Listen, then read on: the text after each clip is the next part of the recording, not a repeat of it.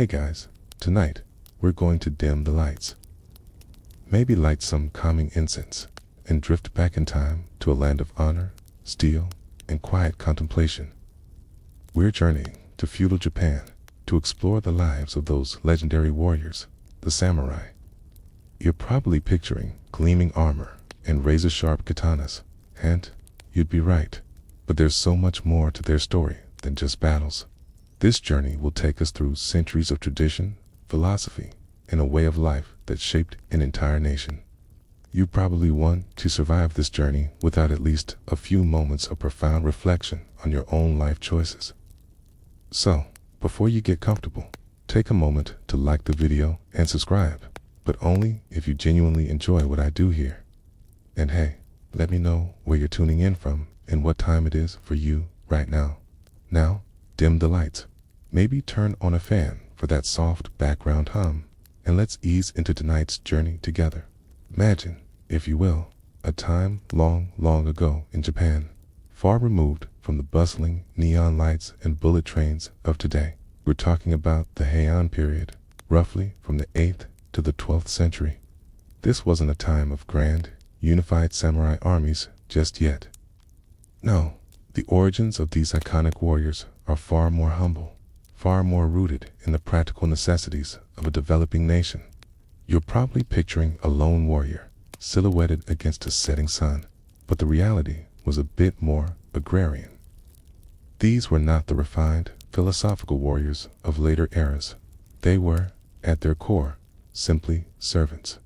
The word samurai itself, derived from the verb sabarao, means to serve. Initially, these were provincial warriors, often employed by wealthy landowners or the imperial court to protect their estates and maintain order in the countryside. Think of them as glorified security guards, but with swords and a much more dramatic sense of fashion. They weren't born into a rigid caste system yet, Their status was often tied to their ability to wield a weapon and protect their master's interests. You can almost picture them, can't you? Not in shining armor, but perhaps in more practical, less ornate attire, riding through rice paddies, keeping an eye out for bandits or unruly peasants. It's like when you hire a bouncer for your party, but then he ends up being really good at gardening too. Unexpected, but useful. Japan at this time was largely an agricultural society, and power was slowly decentralizing from the imperial court in Kyoto. Powerful clans, often far from the capital, began to amass land and influence, and with land and influence came the need for protection. This is where our early samurai come in. They were the muscle, the enforcers, the ones who ensured that the rice harvest made it to the granary, and that the local lord's decrees were respected. Their skills were primarily equestrian, archery, and swordsmanship, honed not for grand battles, but for skirmishes and the suppression of local uprisings. It was a rough-and-tumble existence, far from the elegant tea ceremonies and poetic verses we often associate with later samurai culture. Mainstream historical fact: the earliest samurai were primarily provincial warriors, often serving local landholders or the imperial court to protect their estates and maintain order. They were not initially a distinct social class, but rather a functional group of armed retainers. This highlights their practical origins, rooted in the need for security in a decentralized feudal system. It's like when you realize your favorite superhero started out as just a guy in a costume fighting petty crime, before he got all the fancy gadgets and a cool origin story. Humble beginnings, indeed. Now, for a quirky tidbit, early samurai sometimes wore brightly colored, almost flamboyant, clothing under their armor. Not just for aesthetics, but to make themselves easily identifiable on the battlefield. Imagine a warrior charging into battle, not just in intimidating armor, but with flashes of vibrant silk underneath. It's a strange blend of practicality and peacocking, isn't it? You'd probably be like, is that a warrior, or are they going to a costume party? But hey, if it helps your allies spot you in a chaotic melee, why not add a little flair? It's like when you wear your lucky socks to a job interview. It probably won't make a difference, but it can't hurt, right? The rise of these warrior bands was a slow, organic process. As the central government weakened and local lords grew more powerful, the need for reliable, skilled fighters increased. These early samurai, often forming close-knit bonds with their lords, began to develop a distinct identity, a sense of shared purpose that went beyond mere employment. They were becoming more than just a hired muscle. They were becoming a class, a force to be reckoned with. This was the nascent stage of what would become a formidable military aristocracy, a group that would eventually dominate Japanese politics and society for centuries. Historians still argue whether the early samurai were truly a unified class with a shared ideology, or if they were a more disparate collection of armed individuals bound by local loyalties. The truth, as often happens, probably lies somewhere in the middle. Their training was rigorous, focused on practical combat skills. You'd spend countless hours practicing with the bow and arrow, mastering the art of mounted archery, a crucial skill for skirmishes in the open countryside. Then there was the sword, not yet the refined katana of later eras, but a formidable weapon nonetheless. You'd learn to wield it with precision and power, to cut down your enemies with swift, decisive strokes. Quote, "It was a brutal education designed to create effective killers, not philosophers." You'd probably have calluses on your calluses, wouldn't you? Get a healthy respect for sharp objects? It's like when you finally master that really difficult video game level, okay? And you feel a sense of accomplishment, but also a profound exhaustion. Except, in this case, the stakes are a lot higher than a high score. As these warrior bands grew in strength and influence, they began to play a more significant role in the political landscape.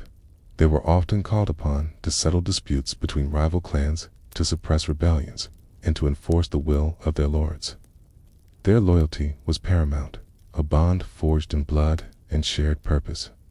This emphasis on loyalty, on unwavering devotion to one's master, would become a cornerstone of the samurai ethos, a guiding principle that would define their way of life for centuries to come. It's like when you find that one friend who always has your back, no matter what. You'd probably go to the ends of the earth for them, wouldn't you? Even if the ends of the earth involve fighting a bunch of angry bandits. So, as you can see, the samurai didn't just spring fully formed from the pages of a martial arts manga. Their origins are far more grounded, far more human. They were born out of necessity, forged in the crucible of a decentralized feudal system, and shaped by the practical demands of protecting land and maintaining order. They were the humble beginnings of a legend, the first whispers of a warrior class that would one day command respect, fear, and admiration across the globe. Okay, as we continue our journey, you'll see how these early, practical warriors slowly evolved into the iconic figures we recognize today, guided by a code that would become synonymous with their very name. So, take a deep breath, try to relax, and prepare yourself for the next chapter. Because the rise of the warrior was just beginning. Alright, you're still with me. Even after our deep dive into the surprisingly humble origins of the samurai. Good, because if you thought they were just glorified security guards forever, you're about to witness their ascent. What began as a practical necessity for local lords soon blossomed into a formidable power, transforming these provincial warriors into the architects of a new political order. You're probably thinking, so they got a promotion? And yes, my friend, a very big one with a lot more responsibility. And, let's be honest, a lot more sword wielding. As the Heian period progressed, the central imperial court in Kyoto, Koa, while still nominally in charge, began to lose its grip on the distant provinces. The emperors and their aristocratic courtiers were more interested in poetry, art, and elaborate ceremonies than in the messy business of governing a vast and often unruly countryside. Imagine a government where the most pressing issue is whether your latest haiku perfectly captures the essence of a cherry blossom. While outside the city walls, bandits roam and local disputes fester. You'd probably feel a bit disconnected, wouldn't you? And that disconnect created a power vacuum, a fertile ground for those who were willing to get their hands dirty. This is where our provincial warriors, our early samurai, stepped in. They were the ones on the ground, dealing with the realities of rural life. They protected the land, enforced local laws, and, crucially, began to form powerful alliances among themselves. Think of it as a grassroots movement, but with more swords and less chanting. These warrior families, like the Taira and the Minamoto, started to accumulate vast tracts of land and loyal retainers. Their strength wasn't in imperial decrees, but in their martial prowess and their ability to command respect and fear in the provinces. You can almost picture them, can't you? Not in the gilded halls of Kyoto, but out in the rugged countryside, their faces weathered by sun and wind, their hands calloused from wielding weapons and managing estates. Their rise was not a sudden explosion, but a slow, steady accumulation of power, like a snowball rolling downhill, gathering mass and momentum. They proved their worth in skirmishes, in suppressing local rebellions, and in protecting the interests of their patrons. As the imperial court continued its artistic pursuits, it inadvertently ceded more and more practical authority to these warrior clans. The court needed their military might to maintain any semblance of order, and in exchange, the warriors gained influence, prestige, and ultimately, political leverage. It's like when you reluctantly let your younger sibling borrow your favorite toy, and then they suddenly become the most popular kid on the block, because they have the coolest toy. You'd be a little annoyed, wouldn't you? Maybe a little impressed. It's a mainstream historical fact. The Genpei War, 1180-1185, was a pivotal conflict that marked the definitive shift of political power in Japan from the imperial court and aristocratic families to the samurai class. This brutal civil war between the Taira and Minamoto clans ultimately led to the establishment of the Kamakura shogunate, the first samurai-led government. Imagine a war so significant that it completely reshapes the political landscape of a nation, ushering in centuries of warrior rule. It wasn't just a battle, it was a revolution, fought with swords and arrows, but with profound political consequences. It's like when you finally decide to clean out your closet, and you realize you've been holding onto clothes from a decade ago, and it's time for a complete wardrobe overhaul. Except, in this case, the wardrobe is the entire system of government. Now, for a quirky tidbit, during the Genpei War, one of the most famous incidents involved Minamoto no Yoshitsune, a brilliant strategist who reportedly used a flock of white birds to create the illusion of a much larger army, tricking his enemies into retreating. Imagine being a seasoned warrior, leading your troops into battle, only to see a massive cloud of white birds on the horizon, and thinking, oh no, they've brought their avian cavalry.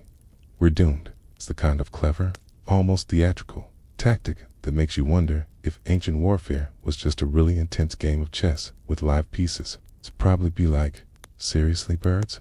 That's how we lost. But hey, a win's a win, even if it involves a bit of feathery deception. The establishment of the Kamakura shogunate in 1192, led by Minamoto no Yoritomo, was the culmination of this rise to power. Yoritomo, a shrewd and ruthless leader, effectively created a parallel government, a military administration that operated independently of the imperial court. The emperor remained a symbolic figurehead, residing in Kyoto, performing rituals and maintaining cultural traditions, while the real power, the political and military authority, resided with the shogun in Kamakura. You can almost picture the emperor sipping tea and composing poetry, while hundreds of miles away, a warrior was making all the important decisions. It's like when you're the CEO of a company, but your assistant actually runs everything, and you just show up for the fancy dinners. You'd probably feel a bit ornamental. This new system, the shogunate, was a testament to the samurai's growing influence. They had proven their ability not just to fight, but to govern, to administer, and to maintain order in a way the imperial court no longer could. The shogunate established a feudal system where loyalty was paramount, and land was granted in exchange for military service. This solidified the samurai's position as the ruling class, creating a hierarchical structure that would define Japanese society for centuries. It was a system built on strength, discipline, and an unwavering commitment to one's lord. You'd probably feel a sense of security, wouldn't you? Right? Knowing that there was a strong hand guiding the nation, right?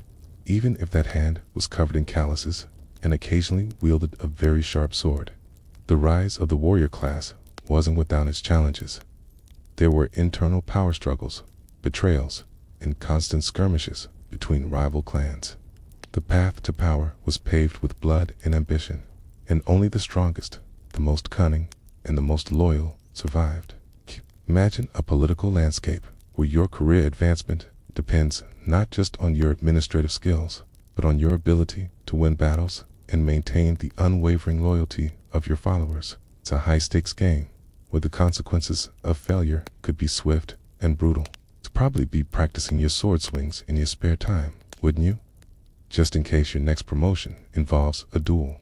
Historians still argue whether the establishment of the Kamakura shogunate was a natural and inevitable evolution of Japanese society, given the weakening of the imperial court, if it was a more deliberate and forceful usurpation of power by ambitious warrior clans. The role of individual personalities, the shifting alliances, and the specific circumstances of the Genpei War all played a part, making it a complex historical event with multiple interpretations.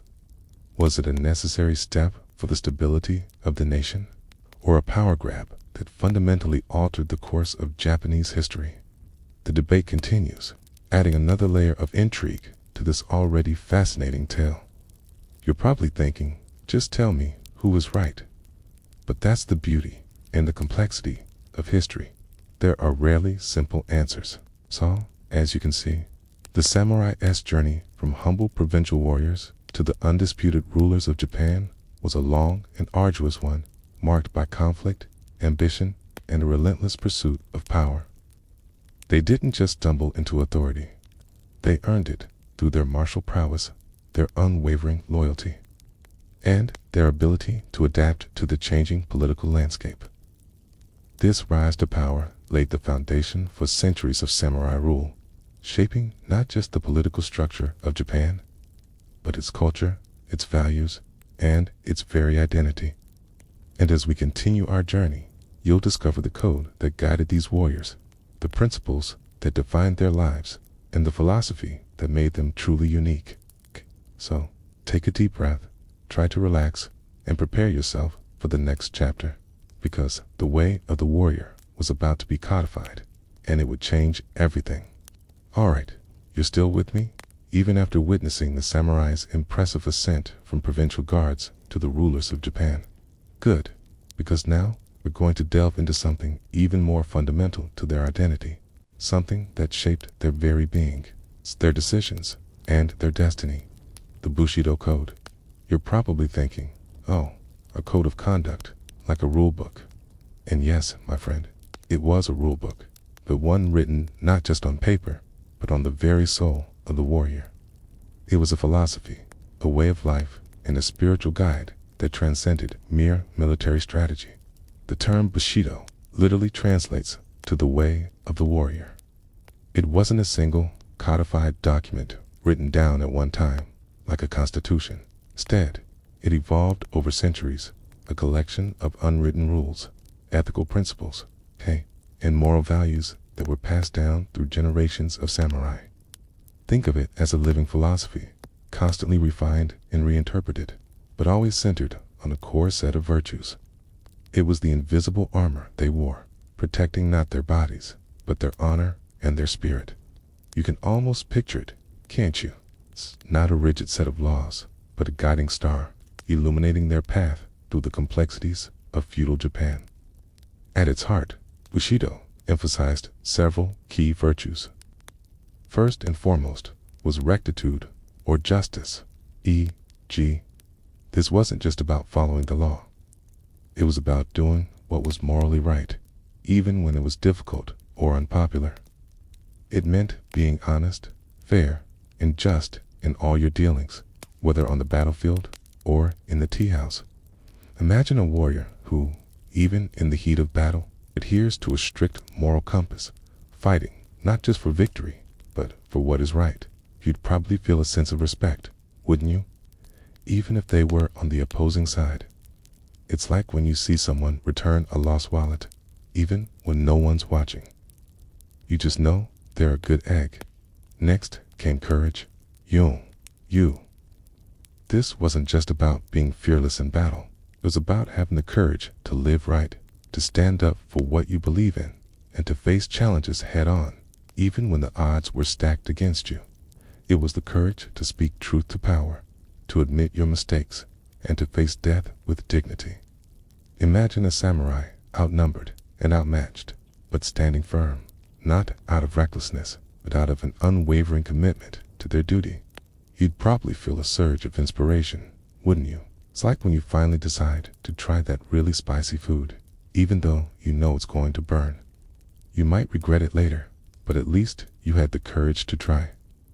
Benevolence or compassion. Manjin was another crucial virtue. This might seem counterintuitive for a warrior class, but Bushido taught that true strength lay not just in the ability to kill, but in the capacity for empathy and kindness. It meant protecting the weak, showing mercy to a defeated foe, and acting with humanity, even in the brutal world of feudal warfare. Imagine a warrior, after a fierce battle, tending to the wounded, both friend and foe, with equal care. You'd probably be surprised, wouldn't you? It's like when your grumpy old neighbor suddenly bakes you cookies. You're still a little wary, but you appreciate the gesture. Mainstream historical fact. While the term Bushido was formalized later, the core principles and virtues it encompassed were practiced by samurai for centuries, forming an unwritten code of conduct that guided their lives. This evolution of ethical thought within the warrior class demonstrates a sophisticated understanding of moral philosophy. Even in a society often characterized by violence and conflict, it wasn't just about fighting. It was about how you fought and how you lived. It's like when you realize that your favorite video game has a really deep lore, and it's not just about button mashing. Suddenly a lot more invested, aren't you? Respect. Li Ray was another cornerstone. This wasn't just about bowing politely. It was about showing deference to elders, superiors, and even opponents. It meant treating everyone with dignity, regardless of their status, and maintaining proper etiquette in all situations. Imagine a samurai, even in the midst of a heated argument, maintaining a calm demeanor and speaking with respectful tones. You'd probably be impressed, wouldn't you? It's like when you see someone handle a difficult customer service situation with grace and patience. You just know they've got their act together. Honesty and sincerity, Chum Makoto, were paramount. A samurai's word was their bond, and deceit was considered a grave dishonor. It meant being truthful in all your dealings and acting with integrity, even when it was inconvenient or costly. Imagine a warrior who would rather face death than break a promise or tell a lie. You'd probably feel a sense of trust, wouldn't you? It's like when you find a friend who always tells you the truth, even when it's hard to hear. You might not always like what they say, but you know you can always count on them. Honor, Minyu, Magio, was perhaps the most central concept. It was the samurai's very essence, their reason for being. Honor was more valuable than life itself, and a samurai would rather die than live with shame. It encompassed all the other virtues, serving as the ultimate measure of a warrior's worth. Imagine a society where your reputation, your standing in the eyes of your peers, was more important than your physical existence. You'd probably be very careful about your actions, wouldn't you? Every decision, every word, every gesture would be weighed against the scales of honor.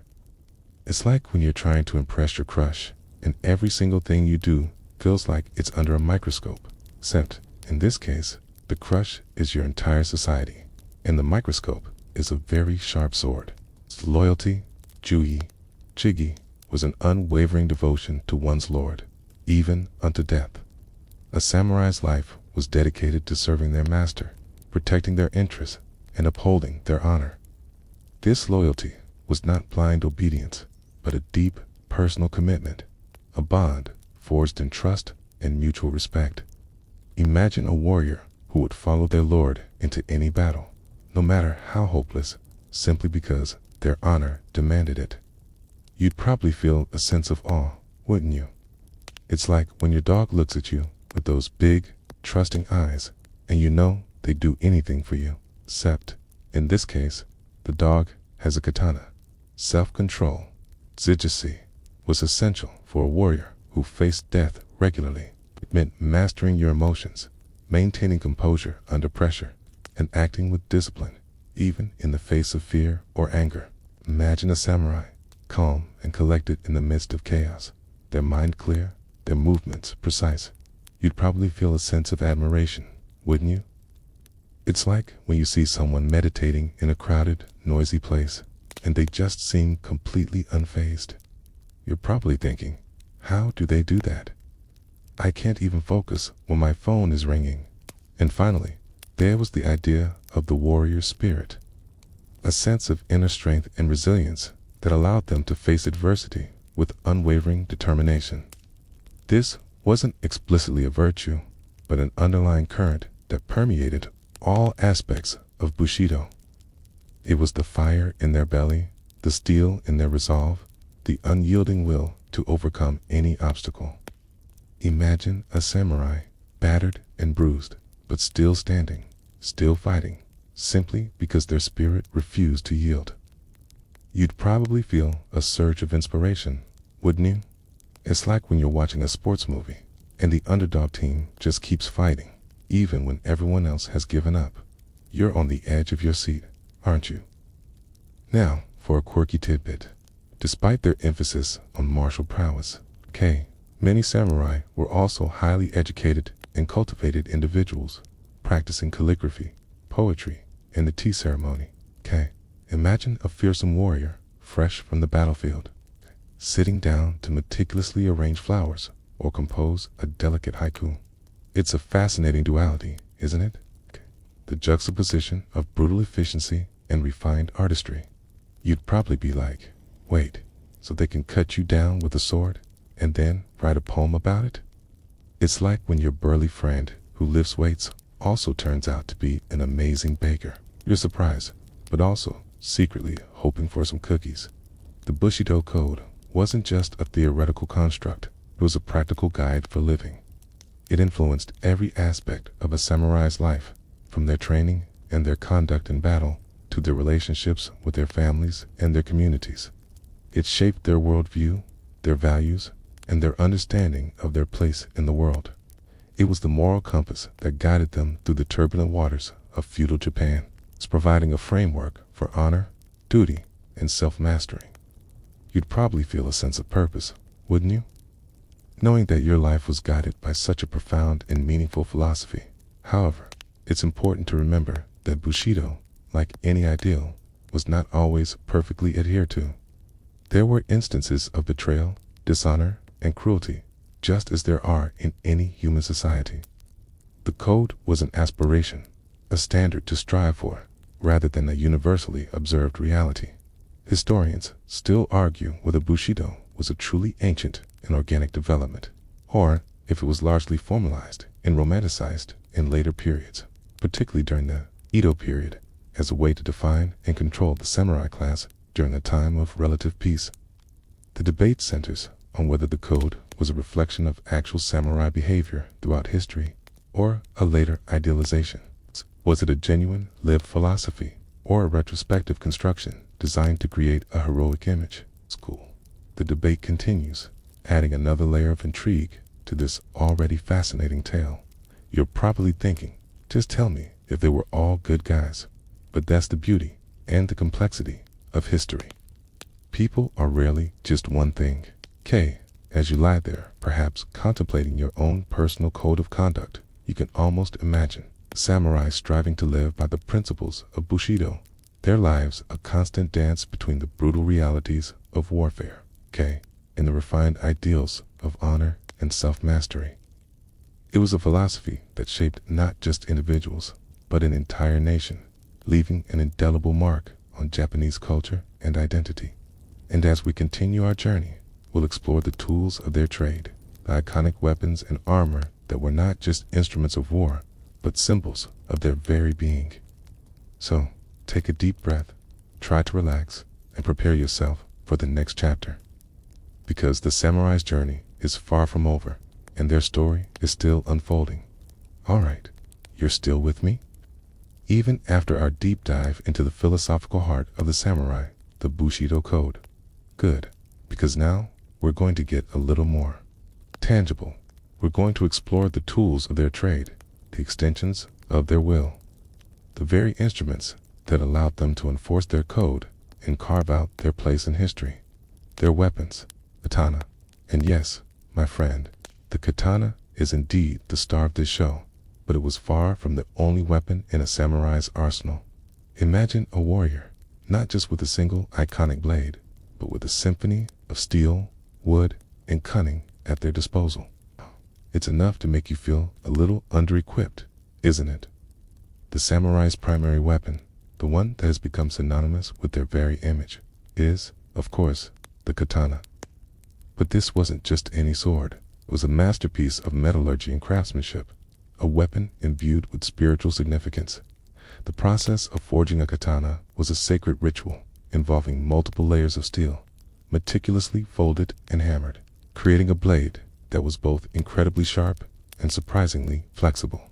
Imagine a blacksmith working tirelessly in the flickering light of his forge, pouring his very soul into the creation of a single blade, believing that the spirit of the sword would reflect the spirit of its wielder. You'd probably feel a sense of awe, wouldn't you? It's like watching a master chef prepare a meal, knowing that every ingredient, every movement, is part of a centuries-old tradition. The katana's curved blade was designed for cutting, for drawing cuts that could slice through armor and flesh with terrifying efficiency. It was typically worn with the cutting edge facing upwards, allowing for a swift, fluid draw and strike in one continuous motion. Imagine the sheer speed and precision required to master such a technique. Draw your sword and deliver a fatal blow before your opponent even knew what hit them. You'd probably spend countless hours practicing, wouldn't you? Your hands aching, your muscles burning, until the sword became an extension of your very being. It's like learning to play a musical instrument, where practice makes perfect. But in this case, the music is the sound of steel on steel, and the audience is your enemy. But the katana, while iconic, was often accompanied by a shorter companion sword, the wakizashi. Together, these two blades formed a daisho, the traditional pairing of swords worn by samurai. The wakizashi, shorter and more versatile, was used for close-quarters combat, for fighting indoors, or for the ritual of seppuku, honorable suicide. Imagine a warrior fighting in a cramped corridor where the long katana would be unwieldy, drawing the shorter blade with deadly precision. It's a testament to their adaptability, their understanding that different situations called for different tools. It's like when you have a toolbox and you know exactly which wrench to use for which bolt.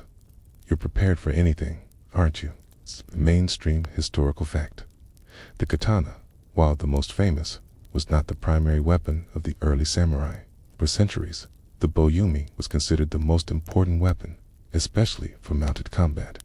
Samurai were renowned for their skill in yabasami, mounted archery, where they would ride at full gallop and shoot arrows at targets. This emphasis on archery highlights the tactical realities of early feudal warfare. Ranged attacks from horseback were often more decisive than close-quarter sword fighting. It wasn't just about looking cool with a sword. It was about effective, practical combat. It's like when you realize that the coolest-looking car, E-Senti, always the most practical for daily driving. You might still want it, but you know it's not going to win any races against a minivan in rush hour traffic. For a quirky tidbit, some samurai, particularly those known for their eccentricities, sometimes named their swords, believing them to possess their own spirits or personalities. Imagine a warrior whispering encouragement to his blade before battle, or apologizing to it after a particularly brutal fight. It's a strange blend of practicality and superstition, isn't it? You'd probably be like, is that a sword? Or are they talking to their imaginary friend? But hey, if it gives you an edge in battle, why not believe your sword has a soul? It's like when you talk to your plants, hoping they'll grow bigger and healthier. You know it probably won't make a difference, but it can't hurt, right? Beyond the swords, the samurai's arsenal included a variety of other formidable weapons. The yari, a type of spear, was a common and highly effective weapon, particularly for infantry. Its long reach and piercing power made it ideal for keeping enemies at bay and for breaking through enemy formations. Imagine a line of samurai, their yari bristling like a porcupine, presenting an impenetrable wall of steel to an advancing foe. It's a terrifying sight, isn't it? It's like when you see a phalanx of ancient Greek hoplites and you're like, nope, not going near that. The naginata, a polearm with a curved blade similar to a katana, was another popular weapon, especially among female warriors on a bugeisha, who found its reach and balance well suited to their fighting style. Imagine a warrior gracefully spinning a naginata, its long blade sweeping through the air with deadly precision, keeping multiple opponents at bay. It's a beautiful, yet terrifying, dance of death. You'd probably be thinking, wow, that looks elegant, but also incredibly painful. It's like watching a ballet, but with sharp objects and a lot more screaming. For ranged combat, the yumi, or longbow, was indispensable.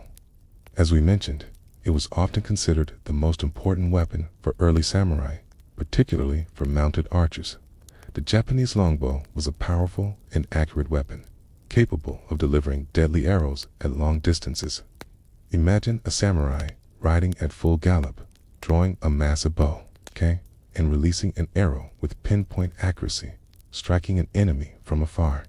It's a testament to their incredible skill and discipline. You'd probably feel a sense of awe, wouldn't you? It's like watching an Olympic archer hit the bullseye every single time, but with a lot more pressure and a lot less spandex. Firearms, introduced to Japan by the Portuguese in the mid-16th century, also found their way into the samurai's arsenal, albeit with some initial resistance. The arquebus, a primitive muzzle-loaded firearm, revolutionized warfare, making it possible for even untrained soldiers to inflict damage on armored samurai. Imagine a warrior accustomed to the elegant dance of sword combat, suddenly facing an enemy who can kill him from a distance with a loud bang and a puff of smoke. It's a game changer, isn't it? It's like when you're playing a video game, and suddenly someone introduces a cheat code that completely breaks the balance. You're probably thinking, well, that's just unfair.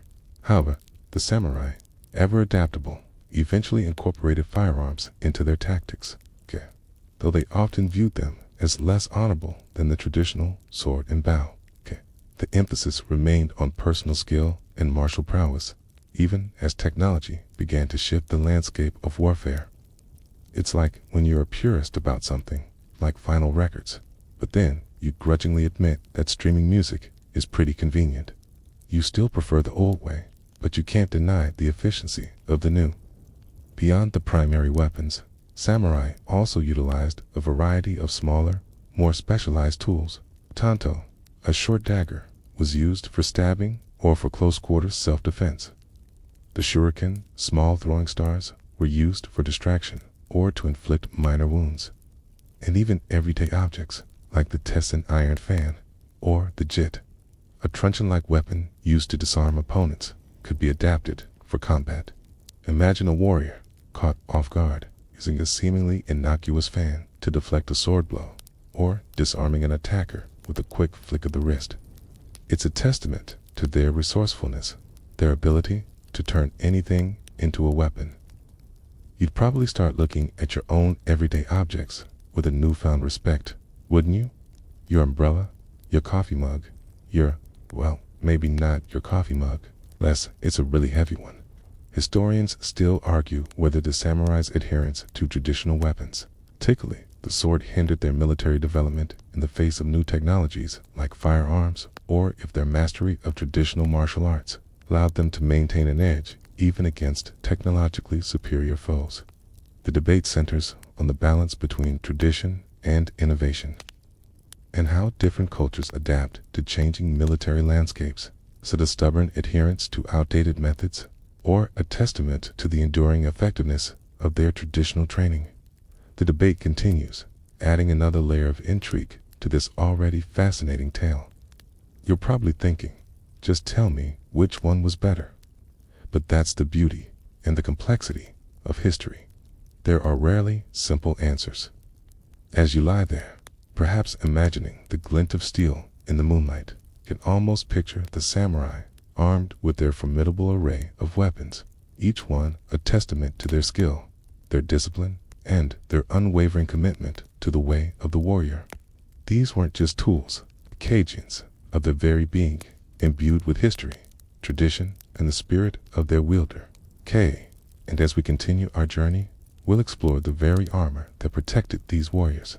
The intricate designs and symbolic meanings that went far beyond mere protection.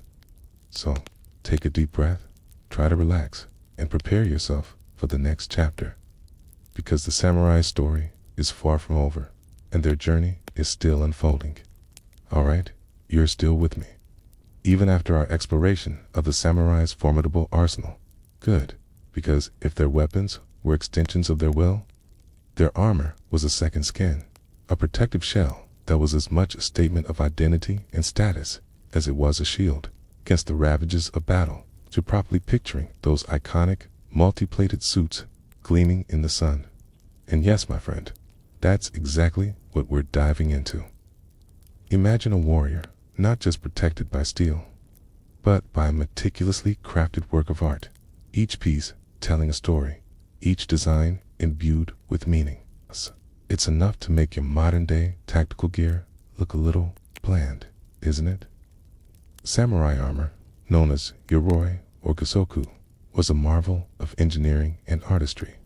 Unlike the heavy, rigid plate armor of medieval Europe, Japanese armor was designed for flexibility and mobility, allowing the warrior to move swiftly and effectively in combat.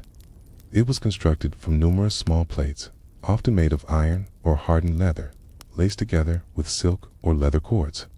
Imagine thousands of tiny scales meticulously woven together, creating a protective mosaic that could absorb blows and deflect arrows while still allowing the wearer to ride a horse, draw a bow, or wield a sword with agility.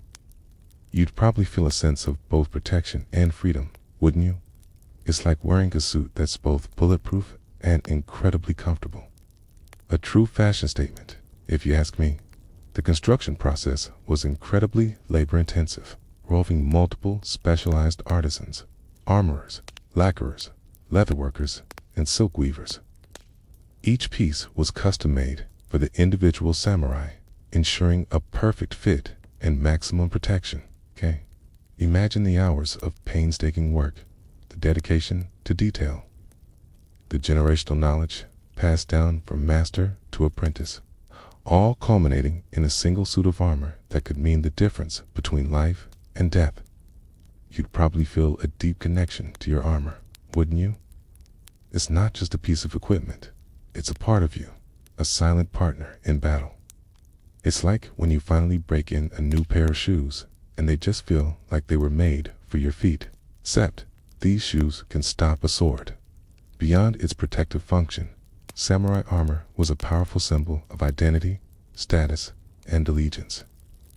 The colors of the lacing, the crests, mon emblazoned on the helmet or chest, and the overall style of the armor could indicate a samurai's clan, rank, and even their personal philosophy. Imagine a battlefield, a swirling chaos of dust and steel, and yet you can instantly identify your allies and enemies by the distinctive patterns and colors of their armor. It's a visual language, a silent declaration of who you are and who you fight for.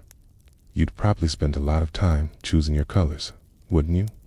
Making sure they perfectly conveyed your personal brand of awesome.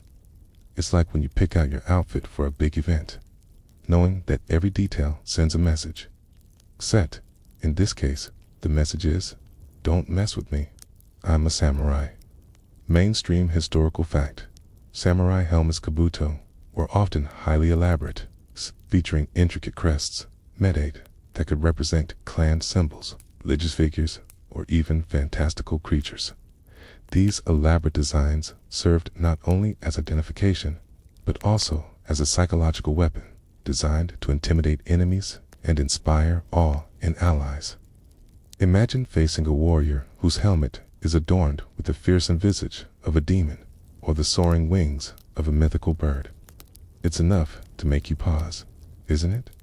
It's like when you see a really intense tattoo and you're like, okay, this person means business, except this tattoo is on their head and it's made of metal. Now, for a quirky tidbit, some samurai armor incorporated actual animal fur or hair, particularly on the helmet or shoulder guards, to give the wearer a more ferocious or imposing appearance. Imagine a warrior charging into battle, their helmet adorned with the shaggy mane of a bear or the bristling fur of a wild boar. It's a primal, almost shamanistic touch, designed to tap into the raw power of the animal kingdom.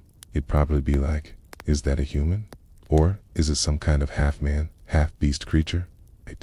It's like when you see someone with a really elaborate beard, and you're not sure if they're a lumberjack or a wizard. You're intimidated, but also a little curious. The kabuto, or helmet, was perhaps the most distinctive and personalized piece of samurai armor. Beyond the midai, the helmet itself could be shaped to resemble various forms, from the simple, bowl-shaped hachi to more complex designs, mimicking animal heads or even abstract shapes. The neck guard, shikoro, provided protection for the back of the neck, while the face mask, menpo, not only protected the face, but also served to intimidate opponents. These masks often featured fierce expressions, exaggerated features, and even painted mustaches, designed to strike fear into the hearts of their enemies. Imagine a warrior, their face obscured by a snarling demon mask, their eyes glinting through the narrow slits. It's a terrifying sight, isn't it? It's like when you see a really good Halloween costume, okay? And you're genuinely a little scared, even though you know it's just a person underneath. The do, or cuirass, protected the torso and was often the most heavily armored part of the suit. It could be made of solid plates or, more commonly, of horizontal rows of small plates laced together. The sewed, large rectangular shoulder guards provided protection for the shoulders and upper arms, while the coat, armored sleeves, protected the forearms and hands. The haidate, thigh guards, and suniate, shin guards, completed the ensemble, ensuring that almost every part of the body was protected. Imagine the sheer weight of all that armor, the clanking and rustling as you moved, the constant awareness of the steel and leather encasing your body. You'd probably feel a sense of invincibility, wouldn't you? Like a walking, talking tank, except this tank can also do a pretty good sword dance. Despite its apparent bulk, samurai armor was surprisingly light and flexible, especially compared to its European counterparts. The lacing system allowed for a degree of movement that was crucial for the dynamic, fluid fighting style of the samurai. They needed to be able to draw their bows, wield their swords, and maneuver on horseback with agility, and their armor was designed to facilitate, not hinder, these movements. It's a testament to the ingenuity of Japanese armorers, who prioritized practicality and performance alongside protection and aesthetics. You'd probably appreciate the freedom of movement, wouldn't you? It's like when you finally find a pair of jeans that fit perfectly, and you can actually move around in them without feeling constricted. Pure bliss. The aesthetic appeal of samurai armor was also highly valued. The intricate lacing, the vibrant colors, the lacquered surfaces, and the decorative elements all contributed to a visually stunning ensemble. Armor was not just a functional item, it was a work of art, a reflection of the samurai's personal taste and their commitment to beauty, even in the midst of war. Imagine a warrior, their armor gleaming in the sunlight, a vibrant tapestry of silk and steel, testament to their wealth, their status, and their artistic sensibility. You'd probably feel a sense of admiration, wouldn't you? It's like when you see a really well-designed car and you appreciate not just its performance, but its beauty, form, and function, perfectly balanced. However, the very elaborateness of some samurai armor, particularly during periods of relative peace, has led to scholarly debate. Historians still argue whether the increasing ornamentation and impracticality of some later armor designs reflected a decline in the samurai's martial focus, or if it was a natural evolution of their role from pure warriors to cultural and political leaders. The debate centers on the balance between form and function and how the changing social landscape influenced the design and purpose of their protective gear. Was it a sign of decadence, a shift away from the brutal realities of warfare, or a reflection of their evolving status as a ruling elite? The debate continues, adding another layer of intrigue to this already fascinating tale. You're probably thinking, just tell me if it was practical. But that's the beauty and the complexity of history. There are rarely simple answers. As you lie there, perhaps imagining the intricate details of a samurai's armor, you can almost picture these warriors encased in their protective shells, each plate, each lace, each crest telling a story of honor, loyalty, and unwavering determination. Their armor was more than just protection, okay? It was a symbol of their identity, a declaration of their allegiance, okay? And a testament to the artistry and craftsmanship of feudal Japan. And as we continue our journey, we'll explore the rigorous training and daily routines that shaped these warriors, transforming them into the disciplined, formidable figures we recognize today. So, take a deep breath, try to relax, and prepare yourself for the next chapter, because the samurai story is far from over, and their journey is still unfolding. Alright, you're still with me, even after marveling at the intricate beauty and formidable protection of samurai armor. Good, because now we're going to peel back another layer of their lives, moving beyond the battlefield and into the quiet, disciplined world of their daily routines and rigorous training. You're probably thinking, so they just woke up, put on their armor, and fought all day? And while there was certainly a lot of fighting, my friend, the life of a samurai was far more nuanced, a constant pursuit of self-mastery, both physical and mental. Imagine a life where every action, every moment, was a step towards perfection, a continuous refinement of body, mind, and spirit. It's enough to make your morning coffee routine feel a little unstructured, isn't it? The training of a samurai began at a very young age, often from childhood. It wasn't just about learning to wield a sword. It was a holistic education that encompassed martial arts, strategy, philosophy, and etiquette. Young samurai would spend countless hours practicing with various weapons: the katana, the yumi, bow, the yari spear, and the naginata. Imagine a child, barely old enough to tie their own sandals, already learning the intricate footwork, the precise strikes, the disciplined movements that would one day save their life. You'd probably feel a sense of both awe and a little bit of pity, wouldn't you?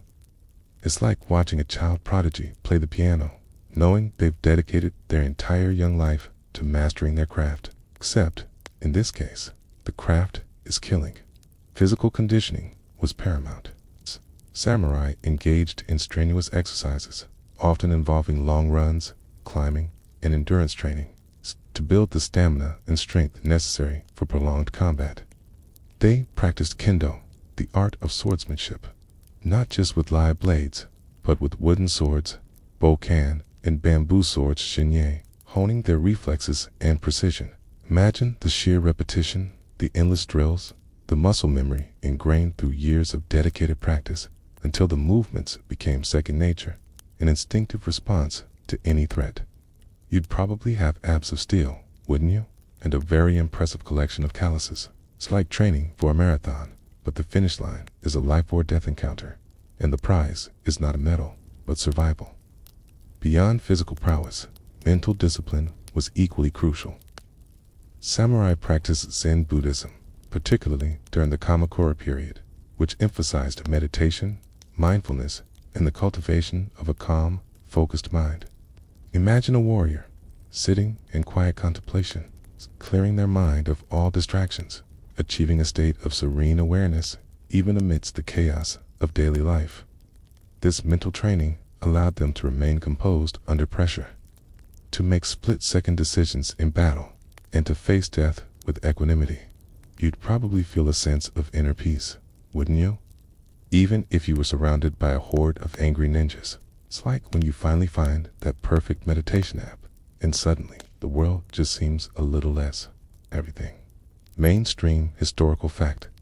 Many samurai practiced various forms of Zen Buddhism, which significantly influenced their philosophy, discipline, and approach to life and death. Zen meditation helped them cultivate mental clarity, emotional control, and a detached perspective on mortality, central qualities for a warrior. This integration of spiritual practice into their daily lives highlights the holistic nature of samurai training, extending far beyond mere physical combat. It wasn't just about being strong, it was about being centered. It's like when you realize your favorite athlete is also a brilliant chess player. You're impressed by their physical prowess, but even more so by their mental acuity. Now, for a quirky tidbit. Some samurai would practice their swordsmanship by cutting through bundles of straw or even bamboo, sometimes with a single, swift stroke, to test the sharpness of their blades and their own skill. Imagine a warrior standing before a thick bamboo stalk, taking a deep breath, and then, with a single, almost invisible movement, slicing it cleanly in half. It's a terrifying display of precision and power, isn't it? You'd probably be like, okay, note to self, do not get into a bamboo cutting contest with a samurai. It's like when you see a really good chef chop vegetables at lightning speed. You're like, I can barely cut a tomato without losing a finger. You're impressed, but also a little intimidated. The daily routine of a samurai was a carefully structured affair, designed to maintain peak physical and mental readiness. Their day would often begin before dawn, with meditation and spiritual practice, followed by rigorous physical training. This might include solo drills, sparring with fellow samurai, or practicing their archery and horsemanship. Imagine waking up before the sun, not to hit the snooze button, but to hone your skills, to prepare your body and mind for whatever the day might bring. You'd probably feel a sense of purpose, wouldn't you? It's like when you finally commit to that early morning workout routine, and you feel like you can conquer the world. Except, in this case, the world might actually need conquering. Beyond martial arts, samurai were also expected to be well-versed in various cultural pursuits. Calligraphy, poetry, the tea ceremony, and flower arranging were all considered essential elements of a well-rounded samurai education. Imagine a fearsome warrior, fresh from the battlefield, sitting down to meticulously arrange flowers or compose a delicate haiku. It's a fascinating duality, isn't it? It's a juxtaposition of brutal efficiency and refined artistry. This cultivation of aesthetic sensibilities was not merely a pastime. It was believed to refine the spirit, to foster a sense of calm and appreciation for beauty, even in the face of violence. You'd probably be like, wait, so they can cut you down with a sword and then write a poem about it? It's like when your burly friend who lifts weights also turns out to be an amazing baker. You're surprised, but also secretly hoping for some cookies. Their diet was simple, but nutritious, often consisting of rice, fish, vegetables, and fermented foods. They avoided excessive indulgence, believing that a disciplined body and mind were essential for optimal performance. Imagine a warrior eschewing rich foods and sugary treats, opting instead for a balanced, wholesome diet, knowing that every bite contributes to their strength and focus. You'd probably feel a sense of self-control, wouldn't you? It's like when you finally stick to your healthy eating plan, and you feel amazing, even if you're secretly craving a donut. Except, in this case, the donut could mean the difference between life and death. Even their leisure time was often structured and purposeful. Games like Go and Shogi Japanese chess were popular as they honed strategic thinking and tactical planning. Storytelling, music, and theatrical performances also played a role, providing both entertainment and opportunities for moral instruction. Imagine a samurai relaxing after a long day, not by binge-watching reality TV, but by engaging in a challenging board game that sharpens their mind. You'd probably feel a sense of intellectual stimulation, wouldn't you? It's like when you finally put down your phone and pick up a good book, and you realize how much you've been missing. Except, in this case, the book might be about how to defeat your enemies in a very clever way. The concept of mushin, or no mind, was a key aspect of their mental training, referred to a state of mind where one acts instinctively, without conscious thought or hesitation, allowing for fluid, spontaneous action in combat. Imagine a samurai facing an opponent, not thinking about their next move, but simply reacting, their body moving with effortless grace and precision. It's a state of pure flow, a complete immersion in the present moment. You'd probably feel a sense of effortless mastery, wouldn't you? It's like when you're doing something you love, and time just seems to disappear, and you're just completely in the zone.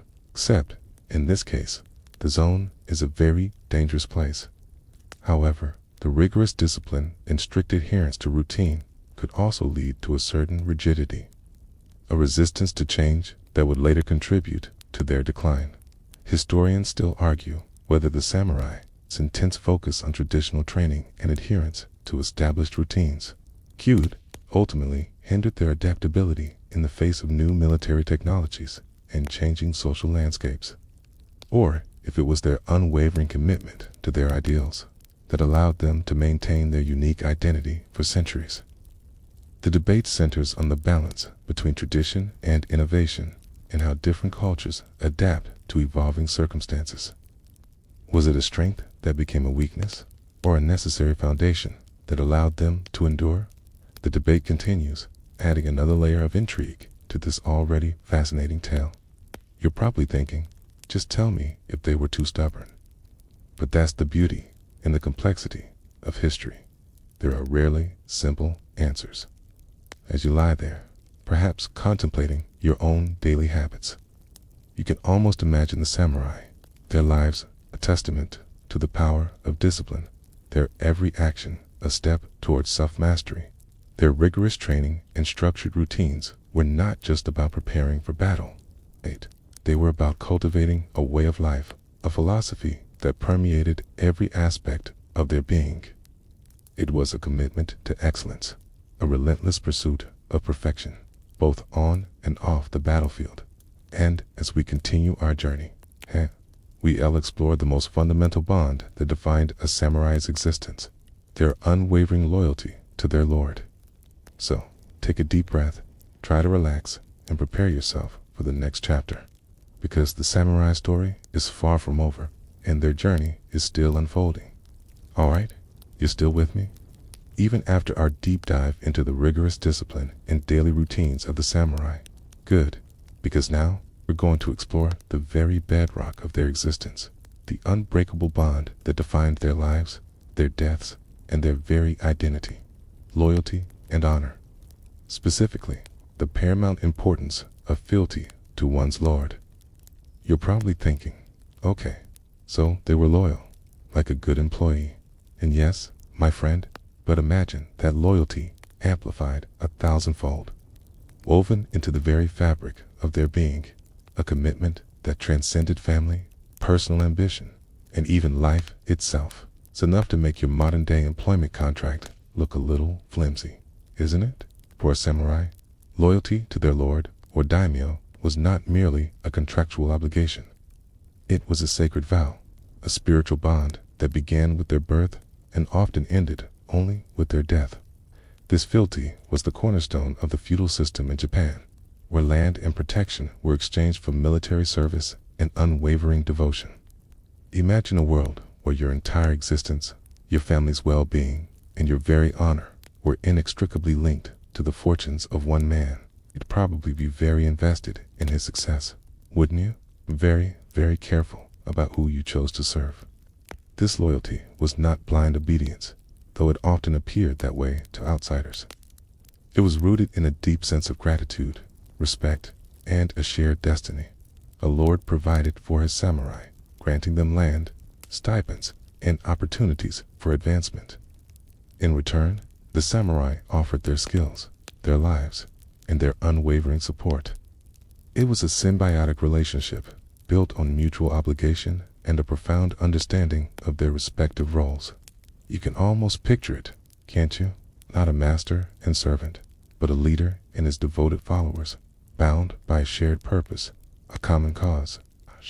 It's like when you're part of a really tight-knit team, and you do anything for your teammates because you know they do anything for you. Except, in this case, the team is a feudal army, and the stakes are a lot higher than winning a game. The concept of on, or obligation, was central to this bond. A samurai received on from their lord in the form of land, rice, or other benefits, and in return, they incurred a debt of gratitude that could only be repaid through loyal service, even unto death. This wasn't a transactional exchange. It was a moral imperative, a deeply ingrained sense of duty that permeated every aspect of their lives. Imagine living with a constant awareness of this profound obligation, knowing that every action you took, every decision you made was a reflection of your commitment to your Lord. You'd probably be very mindful of your choices, wouldn't you? It's like when you owe someone a really big favor, and you're constantly looking for ways to repay them, even if they don't ask. Except, in this case, the favor is your entire livelihood, and the repayment might be your life. Mainstream historical fact. The story of the 47 Ronin is perhaps the most famous example of samurai loyalty and honor in Japanese history.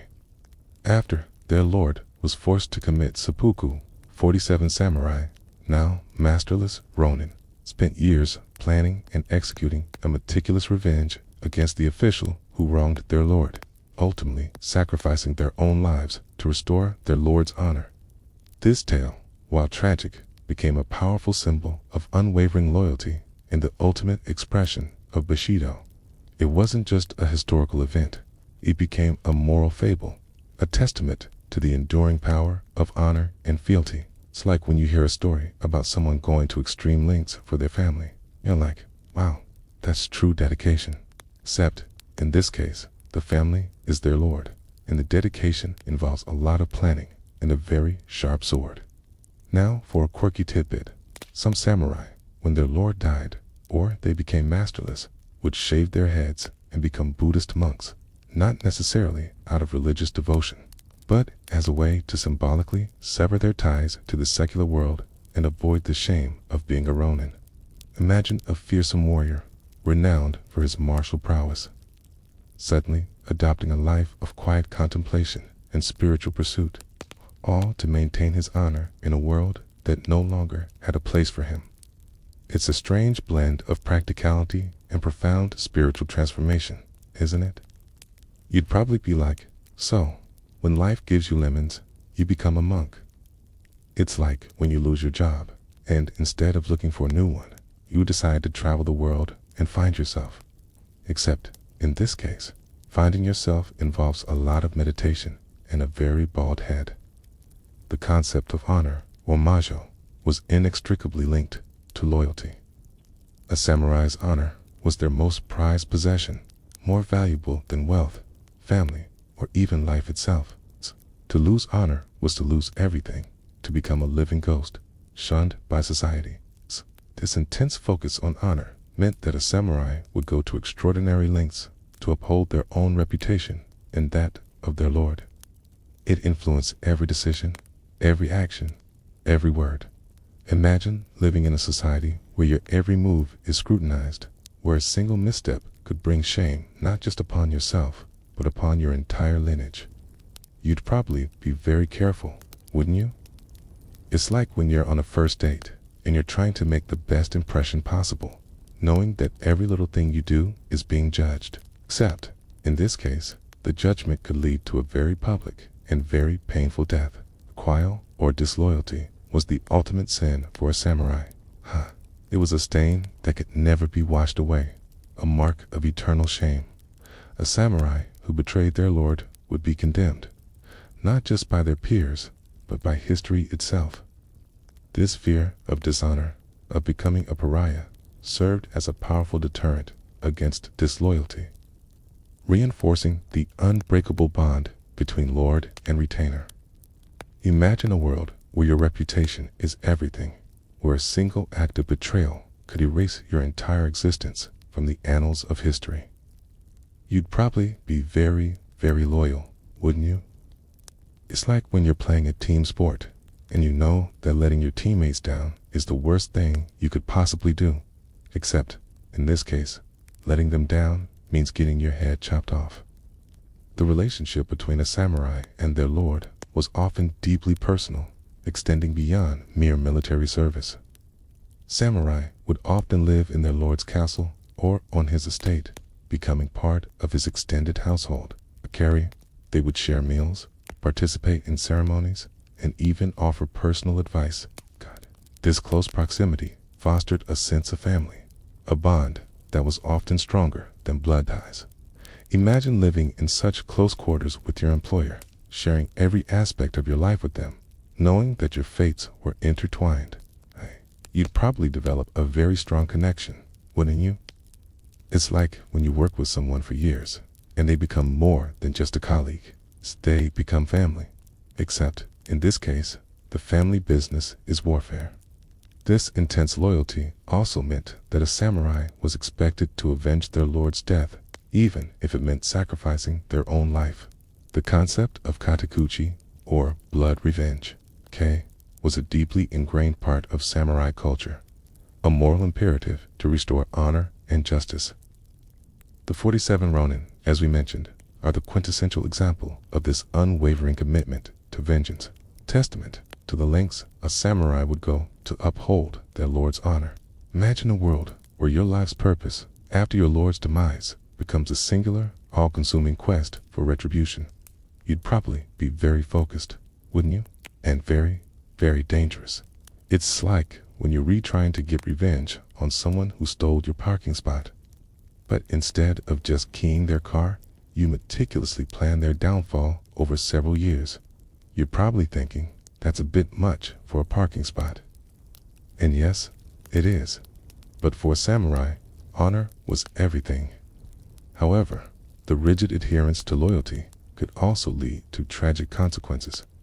There were instances where samurai found themselves caught between conflicting loyalties, forced to choose between their lord and their family, or between their personal honor and a greater good. These dilemmas often led to heartbreaking decisions. It's two acts of self-sacrifice that, while honorable, were also deeply tragic. Imagine being forced to choose between two impossible options, knowing that no matter what you do, someone you love will suffer. It's a profound moral struggle, a testament to the complexities of living by such a strict code. You'd probably feel a sense of immense burden, wouldn't you? It's like when you have to choose between your two favorite ice cream flavors, but one of them will make you instantly regret your decision, and the other one will too. It's a lose-lose situation. Still argue whether the emphasis on loyalty in Bushido was a genuine reflection of the samurai's inherent values, or if it was a tool used by the ruling shogunate to maintain control and ensure stability in a hierarchical society. The debate centers on the extent to which loyalty was a freely chosen commitment versus a societal expectation enforced through cultural norms and the threat of severe consequences. Was it a noble ideal that truly guided their lives, or a pragmatic necessity for maintaining the feudal system? The debate continues, adding another layer of intrigue to this already fascinating tale. You're probably thinking, just tell me if they really meant it. But that's the beauty and the complexity of history. There are rarely simple answers. But you lie there, perhaps contemplating your own loyalties. You can almost imagine the samurai, their lives defined by an unwavering commitment to their lord, their honor, and their duty. Fealty was not just a concept, it was a lived reality, a bond that shaped their every action and decision. It was a testament to the power of human connection, even in a world of constant conflict and shifting alliances. And as we continue our journey, we'll explore the spiritual and philosophical influences that further shaped the samurai's worldview, particularly the profound impact of Zen Buddhism. So, take a deep breath, try to relax and prepare yourself for the next chapter, because the samurai's story is far from over, and their journey is still unfolding. Alright, you're still with me. Even after our deep dive into the unwavering loyalty that defined the samurai's existence. Good, because now we're going to explore a less tangible, but equally profound aspect of their lives, the spiritual and philosophical influences that shaped their worldview, particularly the profound impact of Zen Buddhism. You're probably thinking, warriors and meditation, how do those two go together?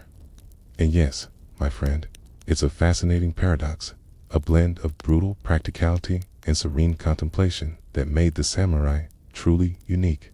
Imagine a warrior capable of immense violence, yet seeking inner peace and enlightenment through quiet reflection. It's enough to make your head spin, isn't it?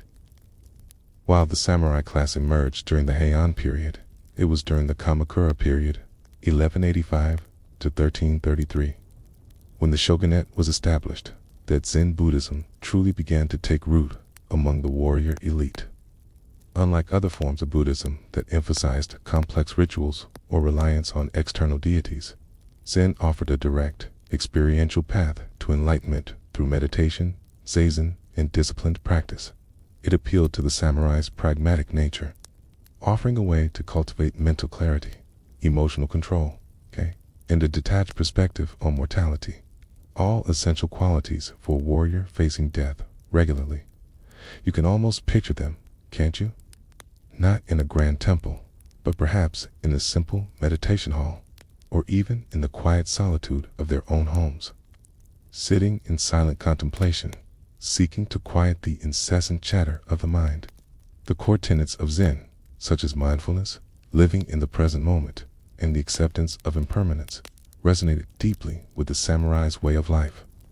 For a warrior, every moment could be their last, and the ability to focus entirely on the task at hand, without being distracted by fear, doubt, or past regrets, was crucial for survival.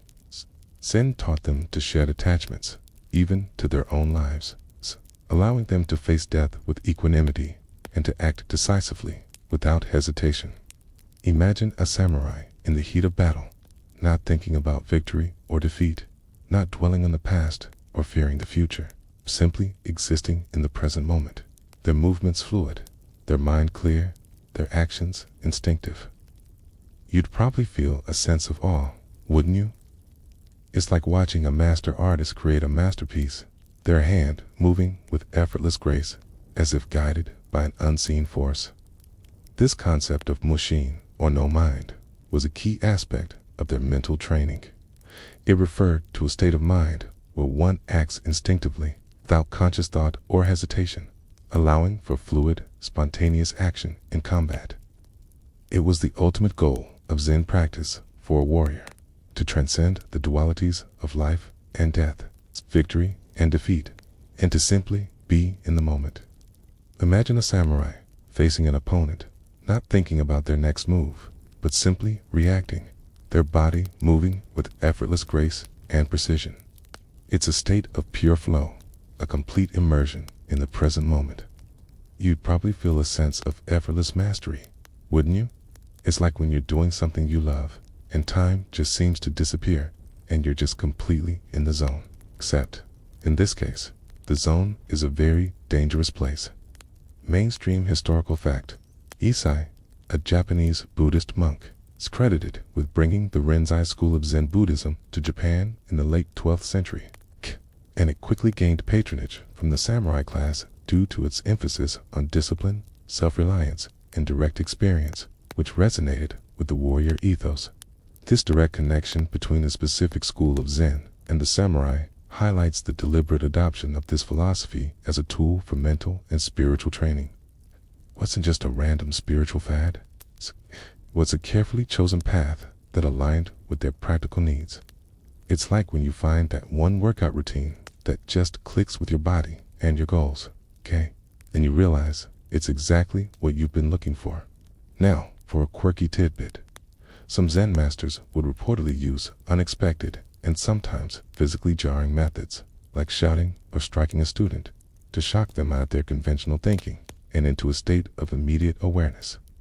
Imagine a samurai, deep in meditation, suddenly being smacked with a stick by their Zen master, not out of malice, but to jolt them into enlightenment. It's a strange, almost comical approach to spiritual awakening, isn't it? You'd probably be like, wait, is this a spiritual retreat or a martial arts dojo? It's like when your therapist tells you to try something completely out of left field, and you're skeptical, but then it actually works. Still a little confused, but you can't argue with the results. It's the influence of Zen extended beyond the battlefield, okay? It permeated every aspect of samurai culture, from the tea ceremony, Chana-yu, to flower arranging ikebana and landscape gardening. These seemingly peaceful pursuits were, in fact, forms of active meditation, designed to cultivate mindfulness, aesthetic appreciation, and a deeper connection to nature. Imagine a fearsome warrior meticulously arranging flowers, finding beauty and harmony in the delicate balance of nature. It's a fascinating duality, isn't it? The juxtaposition of brutal efficiency and refined artistry. You'd probably be like, so, they can cut you down with a sword and then make a beautiful bouquet. It's like when your burly friend who lifts weights also turns out to be an amazing baker. You're surprised, but also secretly hoping for some cookies. Okay? The tea ceremony, in particular, was a highly ritualized practice that emphasized simplicity, purity, and tranquility. It was a moment of quiet contemplation, a brief respite from the chaos of the world, where the samurai could focus on the present moment and appreciate the beauty of everyday things. Imagine a samurai sitting in a small, unassuming tea hut, meticulously preparing and serving tea, every movement precise, every gesture imbued with meaning. It's a profound act of mindfulness, a way to cultivate inner peace, even in the midst of a turbulent life. You'd probably feel a sense of calm, wouldn't you? It's like when you finally sit down with a good cup of tea, and the world just seems to slow down for a moment. Zen also influenced the samurai's approach to death. For a warrior, death was an ever-present reality, and the ability to face it without fear was paramount. Zen taught them to accept death as a natural part of life, to view it not as an end, but as a transition. This detachment from the fear of death allowed them to fight with greater courage and determination, knowing that their spirit would endure, regardless of the fate of their physical body.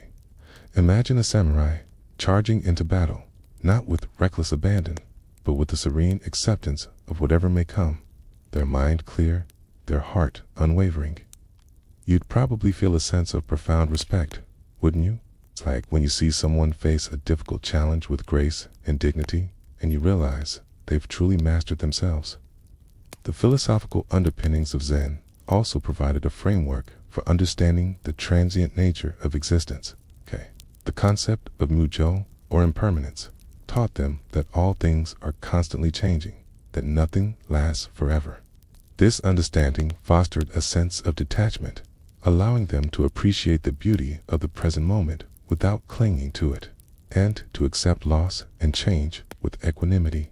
Imagine a samurai contemplating the fleeting beauty of a cherry blossom, knowing that its beauty is enhanced by its very impermanence. It's a profound lesson in acceptance, a way to find peace in a world of constant flux. You'd probably feel a sense of liberation, wouldn't you? It's like when you finally let go of something you've been holding on to for too long, and you realize how much lighter you feel. However, the integration of Zen into the samurai-esque martial culture has also been a subject of scholarly debate. Historians still argue whether the samurai's adoption of Zen was a genuine spiritual quest, or if it was a pragmatic choice, a tool to cultivate mental discipline and fearlessness in battle, rather than a pursuit of enlightenment for its own sake. The debate centers on the extent to which Zen was truly understood and practiced for its spiritual depth, versus its utility as a psychological training method for warriors.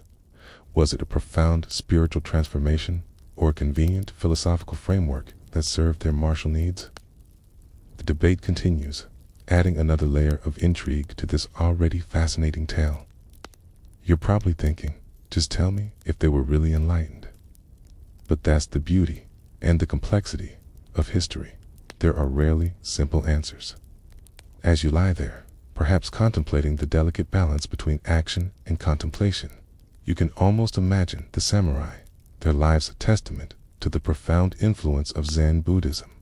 Their pursuit of martial excellence was intertwined with a deep spiritual journey, a quest for inner peace and enlightenment that shaped their every action and decision.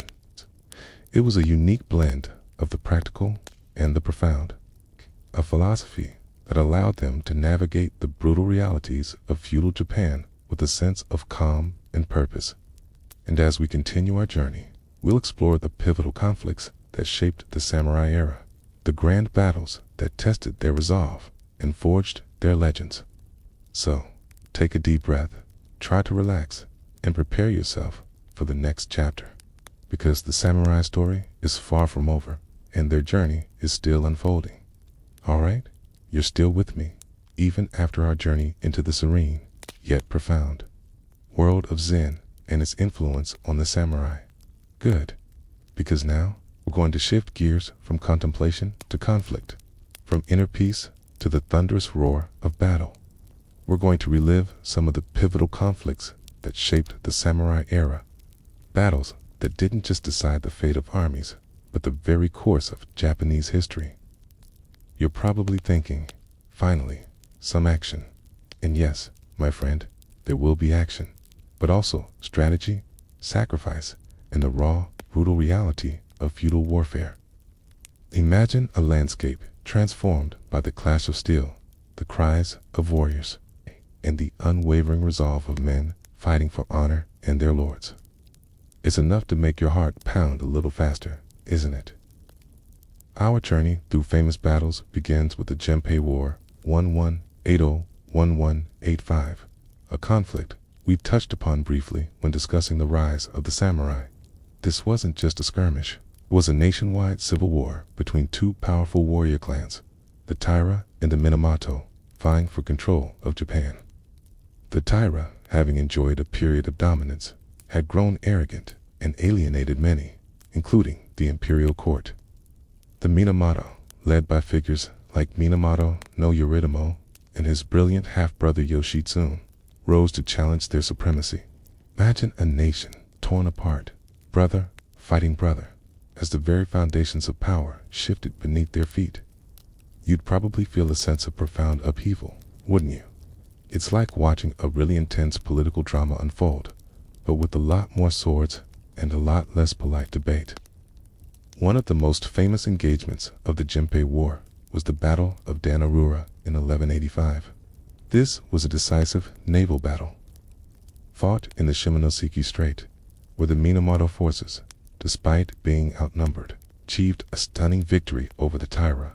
The Taira, cornered and facing annihilation, famously chose to commit mass suicide by drowning rather than surrender.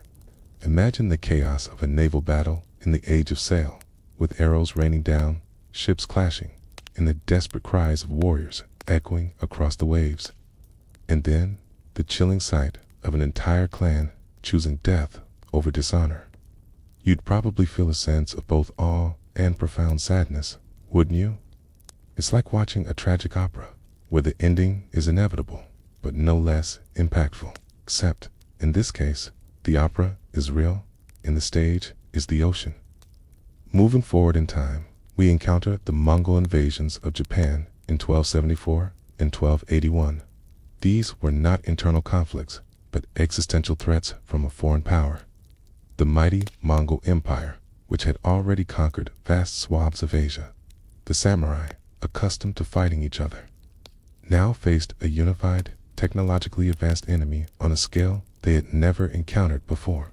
Imagine the fear, the uncertainty, as news of the approaching Mongol fleet reached the shores of Japan. You'd probably feel a sense of impending doom, wouldn't you? It's like when you hear about an alien invasion in a movie, and you're like, well, this is it. We're all doomed. Mainstream historical fact.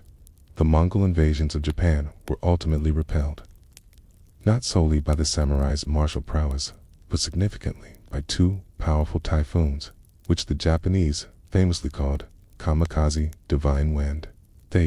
These storms decimated the Mongol fleets, saving Japan from conquest and reinforcing the belief in divine protection. This external intervention highlights the role of natural forces in shaping historical outcomes. Even in the face of overwhelming military might, it wasn't just a victory. It was a miracle, a testament to the unpredictable nature of fate. It's like when you're playing a video game and you're about to lose, but then a glitch happens that completely turns the tide in your favor. You're relieved, but also a little confused. Now, for a quirky tidbit. During the Mongol invasions, the samurai, accustomed to single combat and formal challenges, were initially bewildered by the Mongol tactics of massed archery and coordinated attacks. Imagine a samurai proudly stepping forward to challenge an enemy champion, only to be met with a volley of arrows from 100 unseen archers. It's a rude awakening, isn't it? You'd probably be like, wait, that's not how we do things here. Where's the honor in that? It's like when you're playing a game with your friends and someone suddenly introduces a completely new set of rules that nobody agreed to. You're annoyed, but also a little impressed by their audacity. Another significant conflict was the Sengoku period, mid-15th to early 17th century, often called the Age of Warring States. This was a period of intense internal strife, with numerous daimyo feudal lords constantly battling for supremacy. It was a time of shifting alliances, betrayals, and brilliant military strategies. Imagine a chessboard, but with entire armies as pieces, constantly moving, clashing, and reforming alliances. You'd probably need a very large map, wouldn't you? And a very strong cup of tea to keep track of all the players. One of the most iconic battles of the Sengoku period was the Battle of Okayazama in 1560, where Oda Nobunaga, a rising daimyo, achieved a stunning victory against the much larger forces of Imagawa Yoshimoto. Nobunaga, known for his innovative tactics, used a surprise attack during a torrential downpour to rout his unsuspecting enemy. Imagine a general facing overwhelming odds, not relying on brute force, but on cunning, deception, and a keen understanding of the weather.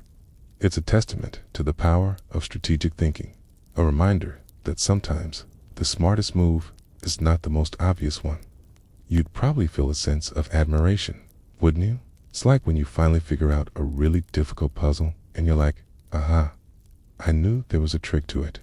The Battle of Sekigahara in 1600 was another monumental clash that effectively ended the Sengoku period and paved the way for the establishment of the Tokugawa shogunate. This massive battle involved hundreds of thousands of warriors, divided into two main factions, and its outcome determined the future of Japan for the next 250 years. Imagine a battlefield stretching for miles, filled with the roar of cannons, the clash of swords, and the desperate cries of men fighting for their lives and their future. It's a truly epic scale, isn't it? It's like watching the final, climactic battle in a fantasy movie where the fate of the world hangs in the balance. Except, in this case, the world is Japan, and the fate is very real. These battles, and countless others, were not just about brute force. They were about strategy, leadership, discipline, and the unwavering resolve of the samurai. They honed their skills, tested their courage, and forged their legends in the crucible of conflict. Each victory, each defeat, contributed to the rich tapestry of samurai history, shaping their tactics, their philosophy, and their understanding of warfare. You'd probably feel a sense of profound respect, wouldn't you, for the sheer dedication and skill required to navigate such a dangerous and unpredictable world. However, the constant warfare and the emphasis on military prowess also had a profound impact on Japanese society, leading to periods of instability and immense human cost. Historians still argue whether the prolonged periods of internal conflict during the samurai era, particularly the Sengoku period, were a necessary evil that ultimately led to a stronger, unified Japan, or if they represented a tragic waste of human potential and resources. The debate centers on the balance between progress and destruction, and whether the ends justified the means. to forge the stronger nation, or a destructive cycle that perpetuated suffering? The debate continues, adding another layer of intrigue to this already fascinating tale. You're probably thinking, just tell me if it was worth it. But that's the beauty and the complexity of history. There are rarely simple answers. As you lie there, perhaps imagining the distant echoes of clashing steel, you can almost picture the samurai. Their lives defined by the rhythm of battle, their destinies forged in the crucible of conflict. These pivotal moments in history were not just about winning or losing. No, were about the unwavering spirit of the warrior, their courage, their discipline, and their willingness to face death with honor. And as we continue our journey, we'll meet some of the legendary figures who embodied these ideals, the warriors whose names still resonate through the annals of time. So, take a deep breath, try to relax, and prepare yourself for the next chapter, because the samurai story is far from over, and their journey is still unfolding. All right, you're still with me? Even after reliving the thunderous clashes and strategic brilliance of the samurai's most famous battles? Good, because now we're going to put faces to the names, to meet some of the legendary warriors who embodied the ideals of Bushido and left an indelible mark on Japanese history. You're probably thinking, who were the real-life heroes? And yes, my friend, these were the titans, the strategists, the duelists, whose tales continue to inspire awe and fascination. Imagine standing in the presence of greatness, of individuals whose lives were a testament to skill, courage, and unwavering resolve. It's enough to make you feel a little ordinary, isn't it? Our first legendary figure is Minamoto no Yoshitsune, a name we briefly encountered during the Jinpei War. Yoshitsune was a military genius, a brilliant tactician whose daring strategies and lightning-fast campaigns were instrumental in the Minamoto clan's victory over the Taira. He was known for his unconventional tactics, his ability to inspire his troops, and his almost superhuman martial prowess. Imagine a general not just leading from the front, but personally engaging in combat, his movements a blur of steel and grace, turning the tide of battle with his individual skill. You'd probably feel a mix of admiration and terror, wouldn't you? It's like watching a really good action movie hero, but knowing that this was a real person in a real war. Except, this hero had a very tragic ending. Despite his military brilliance, Yoshitsune's relationship with his elder brother, Minamoto no Yoritomo, the founder of the Kamakura shogunate, was fraught with suspicion and jealousy. Yoritomo, fearing his brother's popularity and ambition, eventually turned against him, forcing Yoshitsune to flee and ultimately leading to his tragic death. Imagine achieving such incredible victories only to be hunted down by your own family, your own brother, simply because your success was too great. It's a heartbreaking tale of political intrigue and familial betrayal, a stark reminder that even the greatest heroes are not immune to the machinations of power. You'd probably feel a sense of injustice, wouldn't you? It's like when you're the star player on a team, but the coach benches you because he's threatened by your talent. You're left wondering, what did I do wrong? Next, we turn our attention to Oda Nobunaga, one of the three great unifiers of Japan during the tumultuous Sengoku period. Nobunaga was a visionary leader, a ruthless innovator, and a master of psychological warfare. He was among the first to effectively utilize firearms in Japanese warfare, recognizing their potential to revolutionize combat. Imagine a daimyo breaking with centuries of tradition, embracing new technology and using it to devastating effect against his more conservative opponents. You'd probably feel a sense of both awe and a little bit of fear, wouldn't you?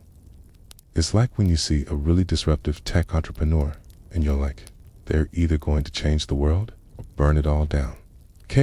Nobunaga's ambition was boundless, and he was known for his brutal efficiency in crushing his enemies, including powerful Buddhist monasteries that opposed his rule. His goal was to unify Japan under a single, strong, central authority, and he was willing to use any means necessary to achieve it. He was a complex figure, both admired for his strategic genius and feared for his cruelty. His life, like his ambitions, was cut short by betrayal, assassinated by one of his own generals, Akechi Mitsuhide, in the Hanaji incident. Imagine a leader so close to achieving his ultimate goal, only to be struck down by the very people he trusted. It's a chilling reminder that power is a fickle mistress, and betrayal can come from the most unexpected places. You'd probably feel a sense of tragic irony, wouldn't you? It's like when you finally reach the top of the mountain, only to realize you left your hiking boots at the bottom. Mainstream historical fact: Miyamoto Musashi is widely regarded as Japan's greatest swordsman and a masterless samurai Ronin, who, according to his own writings, fought over 60 duels and remained undefeated. He authored the Book of Five Rings, a treatise on strategy, tactics, and philosophy that is still studied today by martial artists, business leaders, and military strategists worldwide. His life story, a blend of historical fact and legendary embellishment, embodies the ideal of the lone, wandering warrior seeking self-perfection through the sword. It wasn't just about fighting, it was about mastering the art of combat and the art of living. It's like when you find a self-help book that actually works, and you realize the author isn't just talking to talk, they've walked the walk. Except, in this case, the walk involved a lot of duels and a very sharp sword. Now for a quirky tidbit. Miyamoto Musashi was known for his eccentric appearance, often neglecting his hygiene and wearing tattered clothes, which sometimes led his opponents to underestimate him. Kandi, facing a legendary swordsman, only to find him looking like he just rolled out of bed, his hair a mess, his clothes stained. It's a strange form of psychological warfare, isn't it? You'd probably be like, is this a joke? Am I about to fight a homeless person? But then, in a flash, you'd realize your mistake, and it would be too late. It's like when you meet someone who seems completely unassuming, but then they reveal a hidden talent that completely blows your mind. You're surprised, but also a little embarrassed that you judged them so quickly. Following Nobunaga, we have Toyotomi Hideyoshi, another of the great unifiers. Hideyoshi rose from humble origins, a peasant who became a samurai, a testament to his extraordinary talent, ambition, and political acumen. He was known for his diplomatic skills, his ability to win over former enemies, and his strategic use of both military force and economic power. Imagine a man born without privilege, rising through the ranks to become the most powerful figure in Japan, not just through brute force, but through cunning, charisma, and a keen understanding of human nature. You'd probably feel a sense of inspiration, wouldn't you? It's like watching a rags to riches story unfold, but with a lot more political maneuvering and a lot less singing. Hideyoshi completed the unification of Japan, bringing an end to the Sengoku period. He implemented various reforms, including a nationwide land survey and a sword hunt, disarming the peasantry to prevent future rebellions. However, his later years were marked by ambitious but ultimately unsuccessful invasions of Korea, which drained Japan's resources and left a legacy of resentment. Imagine a leader achieving so much, only to overreach, to pursue a grand vision that ultimately proves to be his undoing. It's a cautionary tale of ambition, a reminder that even the greatest successes can be followed by profound failures. You'd probably feel a sense of bittersweet reflection, wouldn't you? It's like when you finish a really good book, but the ending leaves you feeling a little sad. Finally, we come to Tokugawa Ieyasu, the third and final great unifier, who established the Tokugawa shogunate, a period of unprecedented peace and stability that lasted for over 250 years. Ieyasu was a patient, calculating, and incredibly resilient leader, known for his ability to learn from his mistakes and to outmaneuver his rivals. He was a master of strategic retreat, knowing when to conserve his forces and when to strike decisively. Imagine a leader not just winning battles, but winning the long game, patiently building his power, waiting for the opportune moment to seize ultimate control. You'd probably feel a sense of profound respect, wouldn't you? It's like watching a master chess player, always thinking several moves ahead, always anticipating their opponent's next move. Iyasu's victory at the Battle of Sekigahara in 1600 cemented his position as the supreme ruler of Japan. He then established his capital in Edo, modern-day Tokyo, and implemented a strict system of control that ensured the long-term stability of his shogunate. His legacy is one of peace and order, but also of rigid social hierarchy and isolation from the outside world. Imagine a leader creating a system that would last for centuries, shaping the lives of generations, but at the cost of innovation and external engagement. It's a complex legacy, a testament to the trade-offs inherent in any grand vision. You'd probably feel a sense of both admiration and a little bit of unease, wouldn't you? It's like when you finally achieve your biggest goal, but then you realize all the sacrifices you had to make along the way. These legendary warriors, and many others, were not just figures of history. They were embodiments of the samurai ideal, their lives a testament to the virtues of courage, loyalty, discipline, and honor. Their stories, filled with triumphs and tragedies, continue to captivate and inspire, offering insights into the human condition and the enduring power of the warrior spirit. You'd probably feel a sense of connection, wouldn't you, to these individuals who lived so long ago, yet whose struggles and triumphs resonate even today. Historians still argue whether the romanticized image of these legendary samurai, particularly figures like Miyamoto Musashi, accurately reflects their historical reality, or if their stories have been embellished over time to fit a heroic narrative. The debate centers on the interplay between historical fact and popular myth, and how cultural narratives shape our understanding of the past. Was it their true greatness that made them legends, or the power of storytelling that elevated them to mythical status? Debate continues, adding another layer of intrigue to this already fascinating tale. You're probably thinking, just tell me if they were really that cool. But that's the beauty and the complexity of history. There are rarely simple answers. You lie there, perhaps contemplating the lives of these extraordinary individuals. You can almost imagine them standing tall against the backdrop of feudal Japan, their names echoing through the centuries.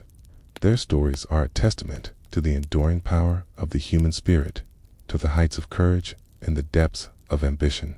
And, as we continue our journey, we'll explore a less common, but equally fascinating, aspect of samurai history: the roles and contributions of female samurai, the Onabuga geisha. So, take a deep breath, try to relax, and prepare yourself for the next chapter, 'cause the samurai story is far from over, and their journey is still unfolding. Alright, you're still with me, even after meeting the legendary male warriors who shaped Japan's destiny.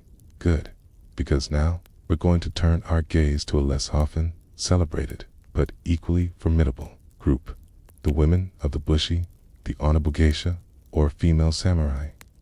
You're probably thinking, wait, there were female samurai, like with swords and armor? And yes, my friend, absolutely. Imagine a world where strength and courage weren't confined by gender, where women stood shoulder to shoulder with men on the battlefield, defending their homes and their honor. It's enough to make your preconceived notions about feudal Japan feel a little outdated, isn't it? While the popular image of the samurai is overwhelmingly male, historical records and archaeological evidence reveal that women of the warrior class were trained in martial arts and were expected to defend their homes and families, especially during times of prolonged conflict when men were away fighting. This wasn't just a rare exception, it was a recognized, albeit less documented, aspect of samurai society. Imagine a young girl growing up not just learning the arts of domesticity, but also mastering the naginata, practicing archery, and understanding the principles of strategy. You'd probably feel a sense of quiet strength, wouldn't you? It's like when you discover a hidden talent you never knew you had, and suddenly a whole new world of possibilities opens up. The primary weapon associated with the Onabuga geisha was the naginata, a polong with a curved blade. Its longer reach made it particularly effective against opponents on horseback or those wielding swords, allowing a smaller, potentially less physically strong individual to maintain a tactical advantage. Imagine a woman gracefully spinning a naginata, its long blades sweeping through the air with deadly precision, keeping multiple opponents at bay. It's a beautiful, yet terrifying dance of death. You'd probably be thinking, wow, that looks elegant, but also incredibly painful. It's like watching a ballet, but with sharp objects and a lot more screaming. These women were not just passive figures waiting for their male relatives to return.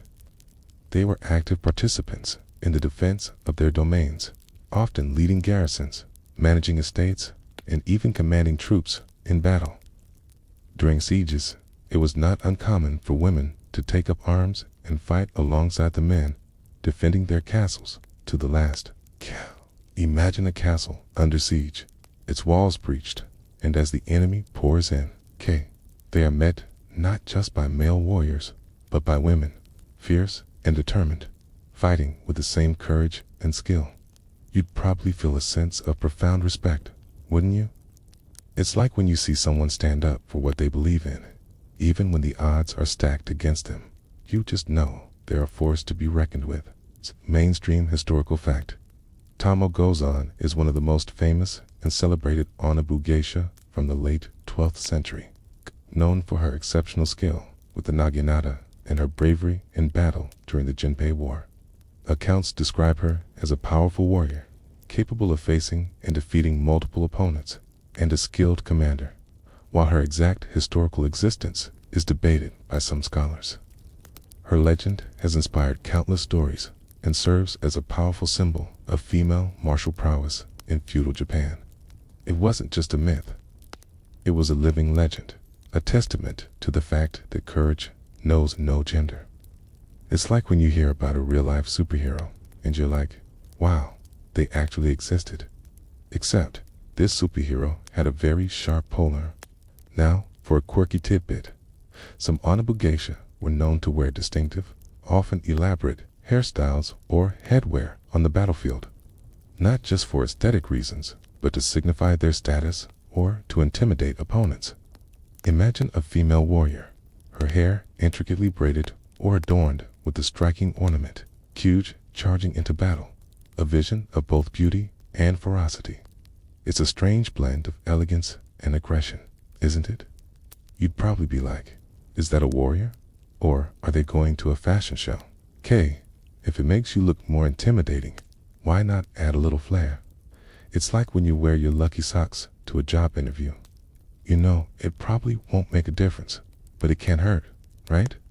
Another notable Onabu geisha was Hajj Masako, though her influence was more political than martial. As the wife of Minamoto no Yoritomo, the first shogun, she wielded immense power behind the scenes, becoming known as the Nun Shogun after her husband's death. She was a shrewd politician, a formidable strategist, and a key figure in maintaining the stability of the Kamakura shogunate during a turbulent period.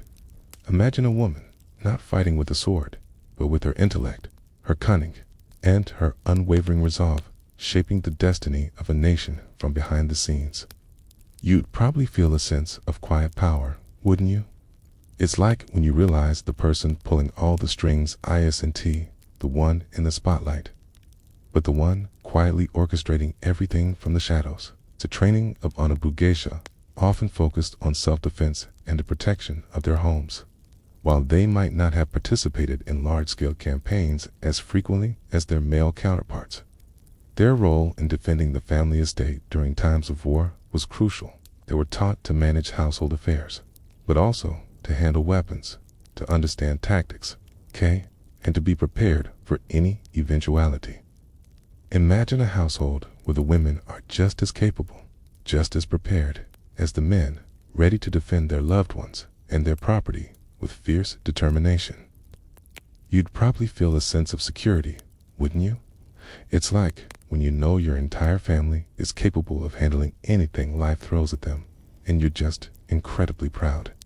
The existence of Onabu geisha challenges the often monolithic perception of samurai society as exclusively male-dominated, reveals a more complex and nuanced reality where women played significant roles, not just in the domestic sphere, but also in the martial and political landscapes of feudal Japan. Their stories, though less numerous, are no less compelling, offering a glimpse into the diverse experiences of the warrior class. You'd probably feel a sense of expanded understanding, wouldn't you?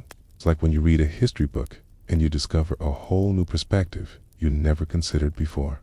However, the prominence of Onibugeisha varied throughout different periods of Japanese history. Their roles were often more pronounced during times of intense civil war, when every able-bodied person was needed for defense. During periods of relative peace, their martial roles might have receded, with a greater emphasis placed on their domestic duties and their role in maintaining the family lineage. Imagine a society where the roles of women shift and adapt depending on the needs of the time, where their strength and capabilities are recognized and utilized when circumstances demand it. It's a testament to their adaptability, their resilience, and their unwavering commitment to their families and their communities. The stories of Onibugeisha serve as a powerful reminder that courage, skill, and honor are not exclusive to any gender. They defied societal expectations and carved out their own place in the world often defined by male prowess. Their contributions, whether on the battlefield or in the political arena, are vital to the survival and success of their clans and their nation. You'd probably feel a sense of inspiration, wouldn't you? It's like when you see someone break down barriers and achieve something truly remarkable, and you realize that anything is possible.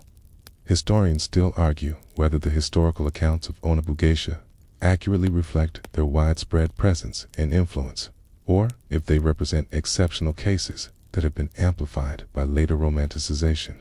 The debate centers on the scarcity of detailed records specifically documenting female warriors, and whether this indicates a limited role or simply a bias in historical documentation. Was their presence a common occurrence or a rare phenomenon that has been exaggerated over time? The debate continues, adding another layer of intrigue to this already fascinating tale. You're probably thinking, just tell me how many there were, but that's the beauty and the complexity of history. There are rarely simple answers. As you lie there, perhaps contemplating the quiet strength and fierce determination of these forgotten warriors, you can almost imagine the Onibugeisha standing tall, their naganatas glinting in the sun, ready to defend their homes and their honor. Their stories are a testament to the diverse and often surprising realities of feudal Japan, a reminder that history is often far richer and more complex than our initial perceptions. And as we continue our journey, we'll explore a darker, yet equally significant aspect of samurai culture, the ritual of honorable suicide, seppuku, and its profound significance. So, take a deep breath, try to relax, and prepare yourself for the next chapter. Because the samurai story is far from over, and their journey is still unfolding. Alright, you're still with me. Even after discovering the fierce and often overlooked Onibugeisha. Good, because now we're going to delve into perhaps the most somber, yet profoundly significant, aspect of samurai culture, the ritual of seppuku, or honorable suicide. You're probably thinking, suicide. How can that be honorable? And yes, my friend, it's a concept that challenges modern sensibilities. But for the samurai, it was the ultimate act of preserving one's honor, a final, desperate assertion of control in the face of inevitable defeat or unbearable shame. Imagine a warrior facing the end, not with despair, but with the chilling resolve, choosing the manner of their own demise to uphold their principles. It's enough to send a shiver down your spine, isn't it? Seppuku, also known as harikari, though seppuku is the more formal and respectful term, was a ritualized form of suicide by disembowelment. It was not an act of desperation or cowardice, but a highly formalized procedure, often performed in front of witnesses, designed to demonstrate courage, self-control, and purity of intent. It was a way for a samurai to atone for a mistake, to avoid capture by an enemy, to protest an injustice, or to follow their lord in death. Imagine a warrior meticulously preparing for their own end, not with fear, but with a quiet dignity, every movement precise, every breath controlled. You'd probably feel a sense of profound, unsettling respect, wouldn't you? It's like watching a tragic play where the hero chooses their own fate, even if that fate is death. The ritual itself was grimly precise.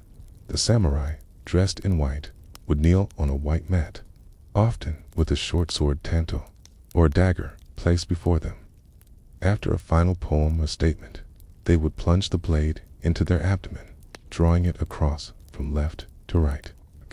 This act was believed to release the spirit, to demonstrate the purity of their intentions, and to show their unwavering courage. To ensure a swift and less painful death, a trusted second, or kashakunin, would stand by, ready to decapitate the samurai with a single, clean stroke at the moment of disembowelment.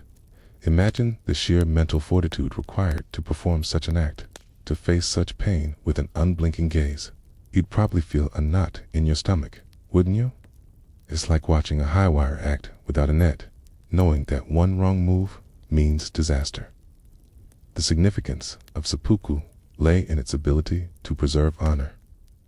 In a society where honor was more valuable than life itself, seppuku offered a way to die with dignity, to avoid the shame of capture, torture, or execution by an enemy. It was a final act of defiance, a way to assert one's will and maintain one's integrity, even in the face of utter defeat. Imagine a warrior surrounded by enemies, choosing to take their own life rather than be paraded as a captive, their honor intact, their spirit unbroken. You'd probably feel a sense of tragic heroism, wouldn't you? It's like when a captain goes down with their ship, not out of foolishness, but out of an unwavering commitment to their duty.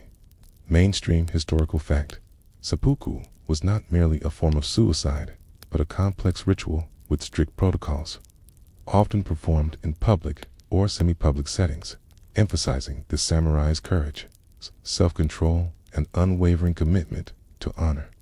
It served as a powerful deterrent against disloyalty and a means of maintaining social order within this samurai class. This ritualized aspect highlights its profound cultural significance, extending far beyond a simple act of self-destruction. It wasn't just a death. It was a statement, a final, powerful declaration of one's adherence to the Bushido code. It's like when you see a really elaborate funeral and you realize it's not just about mourning, but about celebrating a life and reinforcing community values. Now for a quirky tidbit. During the Edo period, as seppuku became more formalized and less frequent in actual battle, a symbolic form of the ritual sometimes emerged.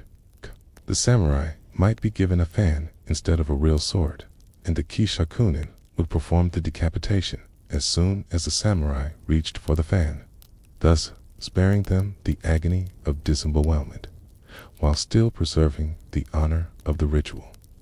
Imagine a warrior preparing for their final act, only to be handed a fan, a gentle nod to the brutal reality of the past. It's a strange blend of tradition and mercy, isn't it? You'd probably be like, well, that's a relief, but also a little anticlimactic.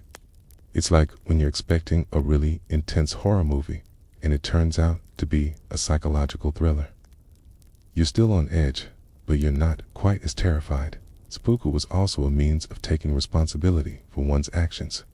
If a samurai committed a grave error, or if their lord was disgraced, they might be ordered to commit seppuku as a form of atonement. This act demonstrated their acceptance of responsibility and their willingness to pay the ultimate price for their failures. Imagine a warrior acknowledging their mistake and choosing to face the consequences with courage and dignity, rather than fleeing or denying their culpability. You'd probably feel a sense of grim admiration, wouldn't you? It's like when you see someone admit they were wrong, and they genuinely try to make amends, even if it's incredibly difficult. You respect their integrity, The ritual also served as a powerful deterrent against disloyalty or cowardice. The knowledge that failure or dishonor could lead to such a painful and public end undoubtedly encouraged samurai to uphold the highest standards of conduct. It was a constant reminder of the stakes involved in their lives, a stark illustration of the ultimate price of dishonor. Imagine living with such a profound consequence hanging over your head, knowing that your every action could lead to such a final, irreversible decision. To probably be very, very careful, wouldn't you? It's like when you're driving and you see a sign that says, speeding fine. Your soul. You're probably going to slow down. Beyond individual acts, seppuku also played a role in collective sacrifice. In times of defeat, entire groups of samurai might commit seppuku to avoid capture or to follow their fallen lord into death. This act of collective suicide was seen as a final, defiant gesture, a way to preserve the honor of the clan and to deny the enemy the satisfaction of a complete victory.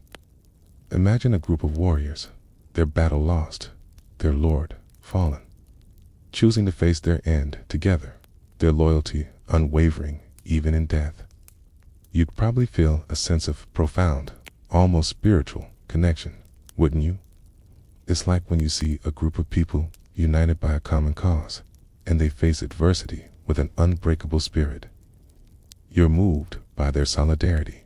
The practice of seppuku evolved over time, while initially a more spontaneous act of battlefield honor, it became increasingly formalized and ritualized during periods of peace, particularly the Edo period.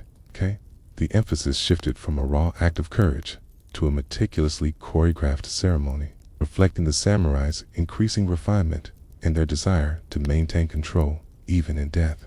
Imagine a ritual so steeped in tradition, so precise in its execution that it becomes a performance, a final, dramatic statement of one's life and values. You'd probably feel a sense of both fascination and a little bit of unease, wouldn't you? It's like watching a very intense, very serious play where the stakes are incredibly high. However, the historical interpretation and moral implications of seppuku remain a complex and often debated topic. Historians still argue whether seppuku was a truly voluntary act of honor and self-sacrifice, or if it was often a coerced form of execution, a means for the ruling class to eliminate troublesome samurai while maintaining the facade of honorable death. The debate centers on the power dynamics within feudal Japan and the extent to which individual agency was truly present in such a rigid social structure. Was it a noble choice or a grim necessity imposed by a brutal system?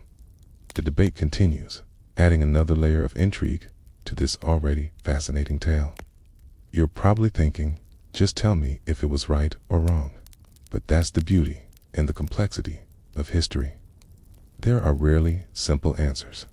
As you lie there, perhaps contemplating the profound choices faced by these warriors, you can almost imagine a samurai standing at the precipice of their own end, choosing honor over life, dignity over defeat. Seppuku was a testament to their unwavering commitment to the Bushido Code. It's a chilling reminder of the extreme lengths to which they would go to preserve their integrity.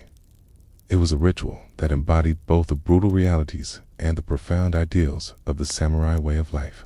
And as we continue our journey, we'll explore a more serene, yet equally significant aspect of samurai culture, their deep connection to art and aesthetics. So, take a deep breath, try to relax, and prepare yourself for the next chapter, 'cause the samurai story is far from over, and their journey is still unfolding. Alright? You're still with me, even after our somber, yet profound, exploration of seppuku. Good. Because now, we're going to shift gears entirely. From the brutal realities of death to the exquisite beauty of life. As we appreciate the samurai's deep and often surprising connection to art and aesthetics. You're probably thinking, wait, these fierce warriors, with their swords and their honor, were also artists. And yes, my friend, absolutely. Imagine a warrior capable of immense violence, yet possessing a refined sensibility, a deep appreciation for beauty, and a commitment to artistic expression that permeated every aspect of their lives. It's enough to make your own hobbies feel a little less profound, isn't it? While the samurai are primarily known for their martial prowess, their culture was deeply intertwined with various art forms, which wasn't just a casual pastime, it was an integral part of their spiritual and mental discipline, a way to cultivate mindfulness, self-control, and a deeper understanding of the world around them. The pursuit of beauty, the meticulous attention to detail, and the appreciation for harmony were all reflections of the same disciplined mindset that made them formidable warriors. You can almost picture it, can't you? A samurai, fresh from the battlefield, sitting down to meticulously arrange flowers, finding peace and order in the delicate balance of nature. It's like when you see a really tough person who also has a secret passion for knitting. You're surprised, but also kind of charmed. One of the most iconic art forms associated with the samurai is the tea ceremony, or chinoi. We touched upon it briefly when discussing Zen, but its aesthetic significance cannot be overstated. It was a highly ritualized practice, a meditative art form that emphasized simplicity, wabi, rustic beauty, sabi, and the appreciation of the present moment. Every movement, every gesture, every utensil used in the ceremony was carefully chosen and imbued with meaning. Imagine a samurai meticulously preparing and serving tea, their movements precise, their mind focused, finding profound beauty in the quiet simplicity of the act. You'd probably feel a sense of calm, wouldn't you? It's like when you finally sit down with a good cup of tea and the world just seems to slow down for a moment. It's the aesthetic principles of the tea ceremony, particularly wabi-sabi, permeated other aspects of samurai art and life. Wabi-sabi is the appreciation of beauty that is imperfect, impermanent, and incomplete. It finds beauty in the natural decay of things, in the subtle imperfections of handmade objects, and in the quiet elegance of simplicity. Imagine a samurai admiring a cracked tea bowl, not seeing a flaw, but seeing the history, the character, the unique story etched into its surface. You'd probably feel a sense of profound acceptance, wouldn't you? It's like when you finally embrace your own imperfections and you realize that they're what make you unique and beautiful. Except, in this case, the imperfections are on a tea bowl, and the acceptance is a philosophical principle. Mainstream historical fact. Calligraphy shodo was considered a highly esteemed art form among samurai, not just for its aesthetic beauty, but also for its meditative qualities and its ability to cultivate mental discipline and focus. Many samurai were accomplished calligraphers, and their brushwork was seen as a reflection of their inner character and spiritual state. This emphasis on calligraphy highlights the samurai's pursuit of holistic self-mastery, extending beyond martial arts to intellectual and artistic endeavors. It wasn't just about writing, it was about expressing your soul through the brush. It's like when you see someone with really beautiful handwriting, you're like, wow, they must be a very patient and disciplined person. Except, in this case, they can also cut you in half with a sword. Now, for a quirky tidbit, some samurai would carry small, intricately carved netsuke miniature sculptures attached to their kimonos, often depicting humorous or fantastical creatures.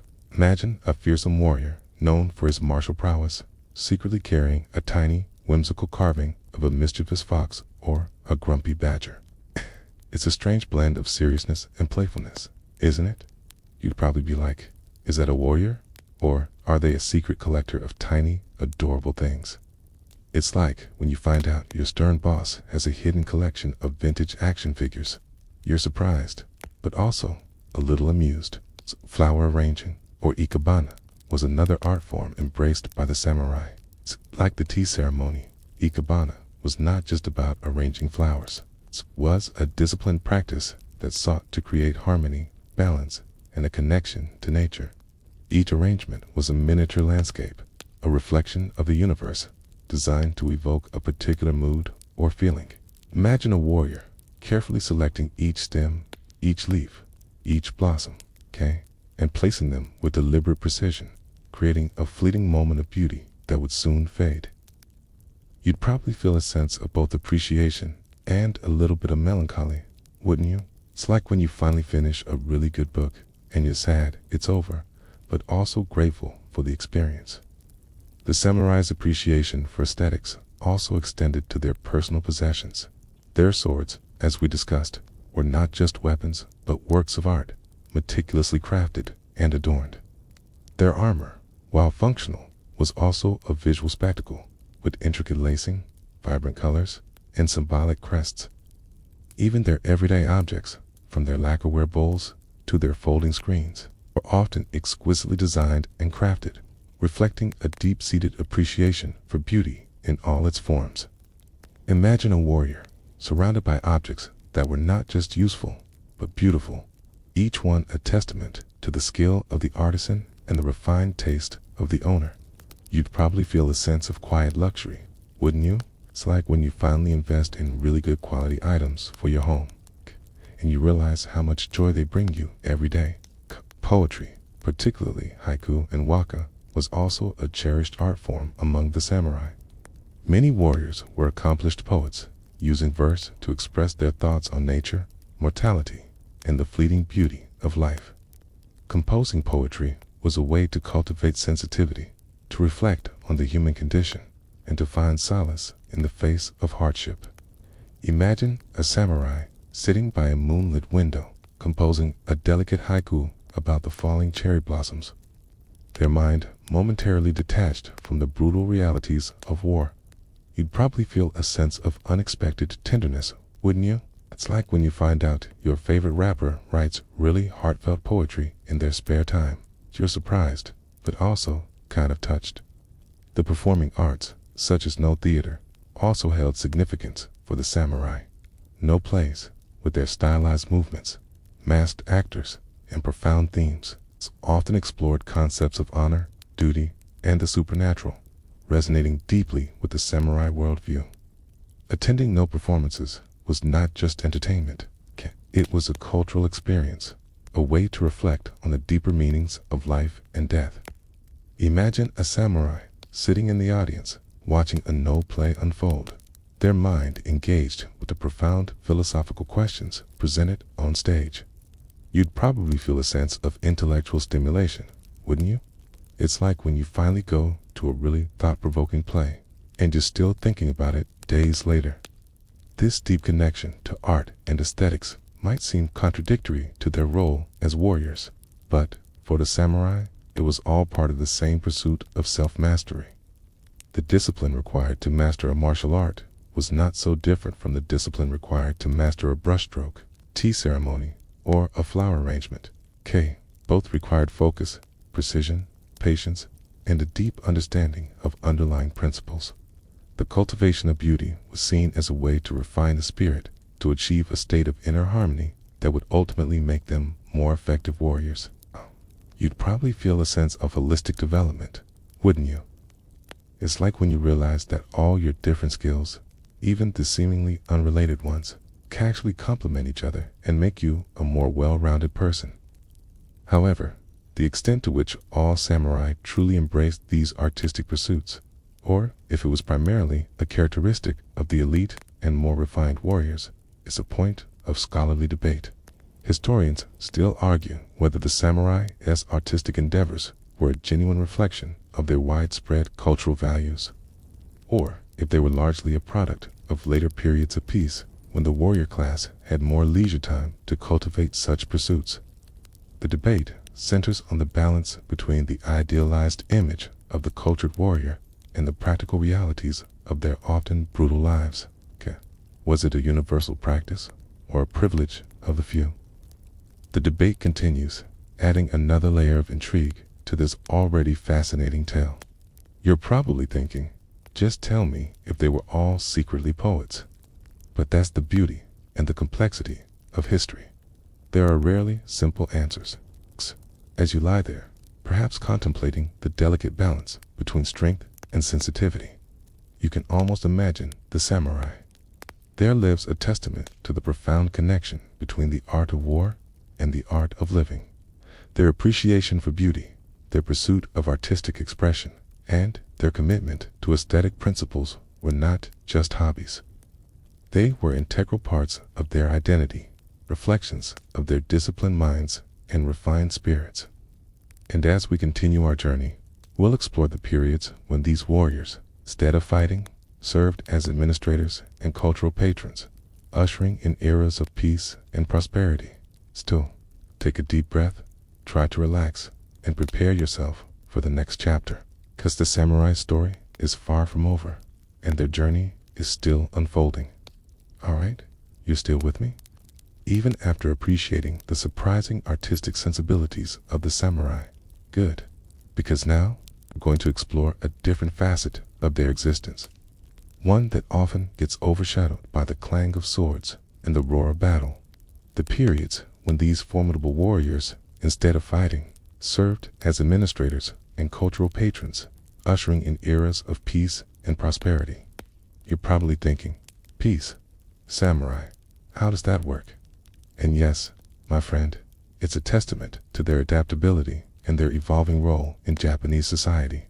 Imagine a warrior, not just skilled in combat, but equally adept at governance, diplomacy, and fostering the arts.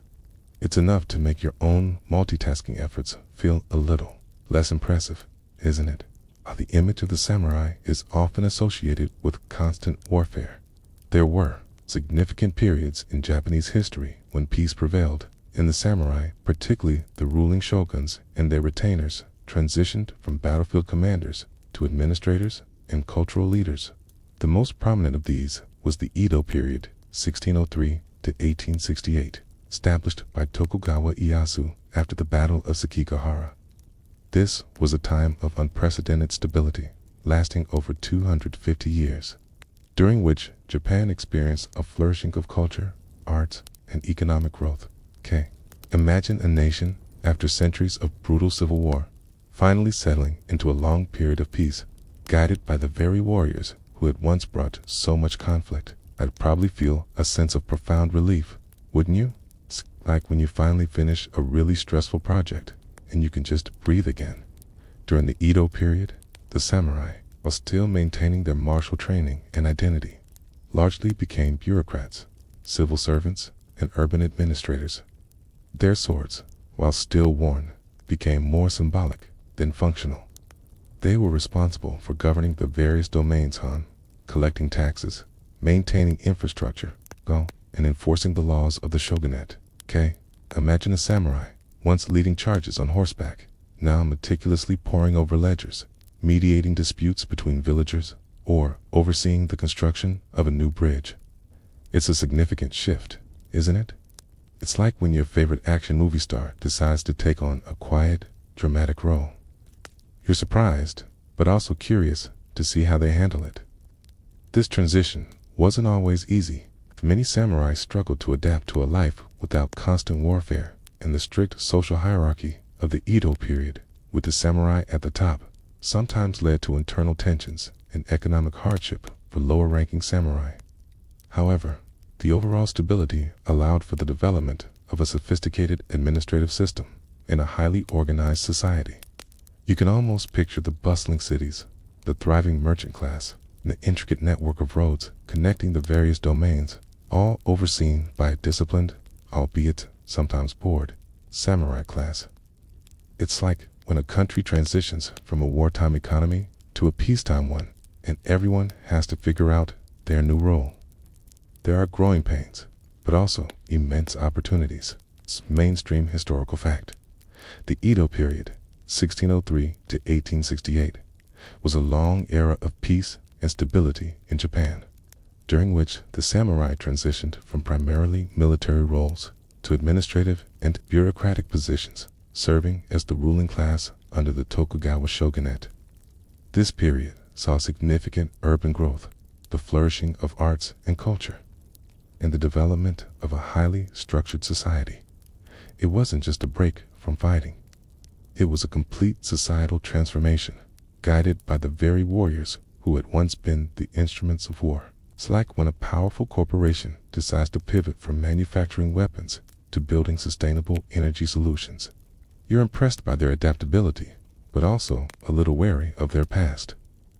Now for a quirky tidbit.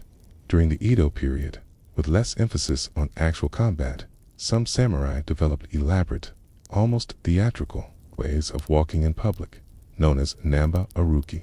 where they would move their arm and leg on the same side, forward, simultaneously. Imagine a samurai strolling through the streets of Edo, not just walking, but performing a subtle, stylized dance, a silent declaration of their status and their unique way of moving. It's a strange blend of practicality and performance, isn't it? You'd probably be like, are they walking, or are they trying to do a magic trick?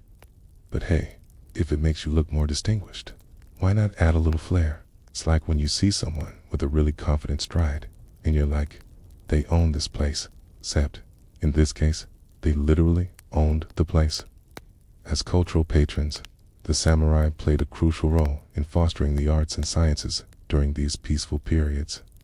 They supported artists, poets, scholars, and craftsmen, leading to a golden age of Japanese culture.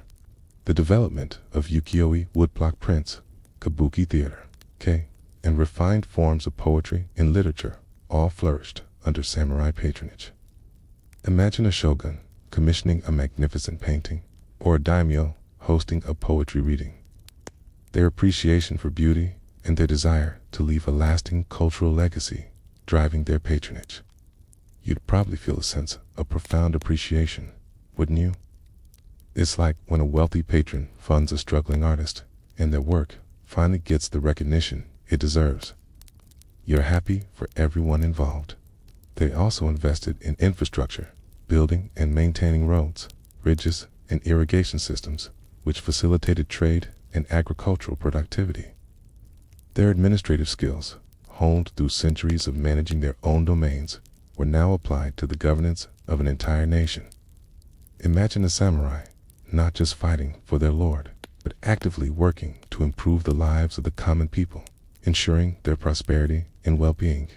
It's a different kind of heroism, isn't it? It's like when you realize that the person who built the amazing bridge you drive over every day is just as important as the person who designed the fancy sports car. One is flashy, the other is foundational. Education also became a priority.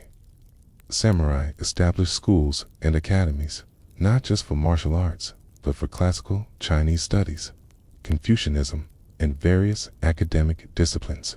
They recognized the importance of knowledge and intellectual development for effective governance and for maintaining social order. Imagine a samurai not just learning how to wield a sword, but also delving into ancient texts, debating philosophical concepts, and striving for intellectual enlightenment. You'd probably feel a sense of intellectual curiosity, wouldn't you? It's like when you finally decide to go back to school and you realize how much you enjoy learning new things. Except, in this case, the learning might involve a lot of memorization and a very strict teacher. The samurai's role as administrators and cultural patrons during periods of peace highlights their adaptability and their complex identity. They were not just soldiers. They were leaders, scholars, artists, and governors. Their ability to transition from a life of constant warfare to one of bureaucratic management and cultural refinement demonstrates their multifaceted nature and their profound impact on Japanese society. You'd probably feel a sense of expanded understanding, wouldn't you? It's like when you realize that your favorite actor is also a talented musician, and you're like, wow, they can do it all. However, this long period of peace also led to a certain ossification of the samurai class. With no major wars to fight, their martial skills, while still practiced, became less critical for their daily lives. The strict social hierarchy and the emphasis on tradition sometimes stifled innovation and adaptability, which would later prove problematic when Japan faced external pressures. Kenjin, a warrior class, so accustomed to peace, so comfortable in their bureaucratic roles, that they slowly lose the edge that once made them so formidable. It's a subtle decline, a gradual erosion of their original purpose.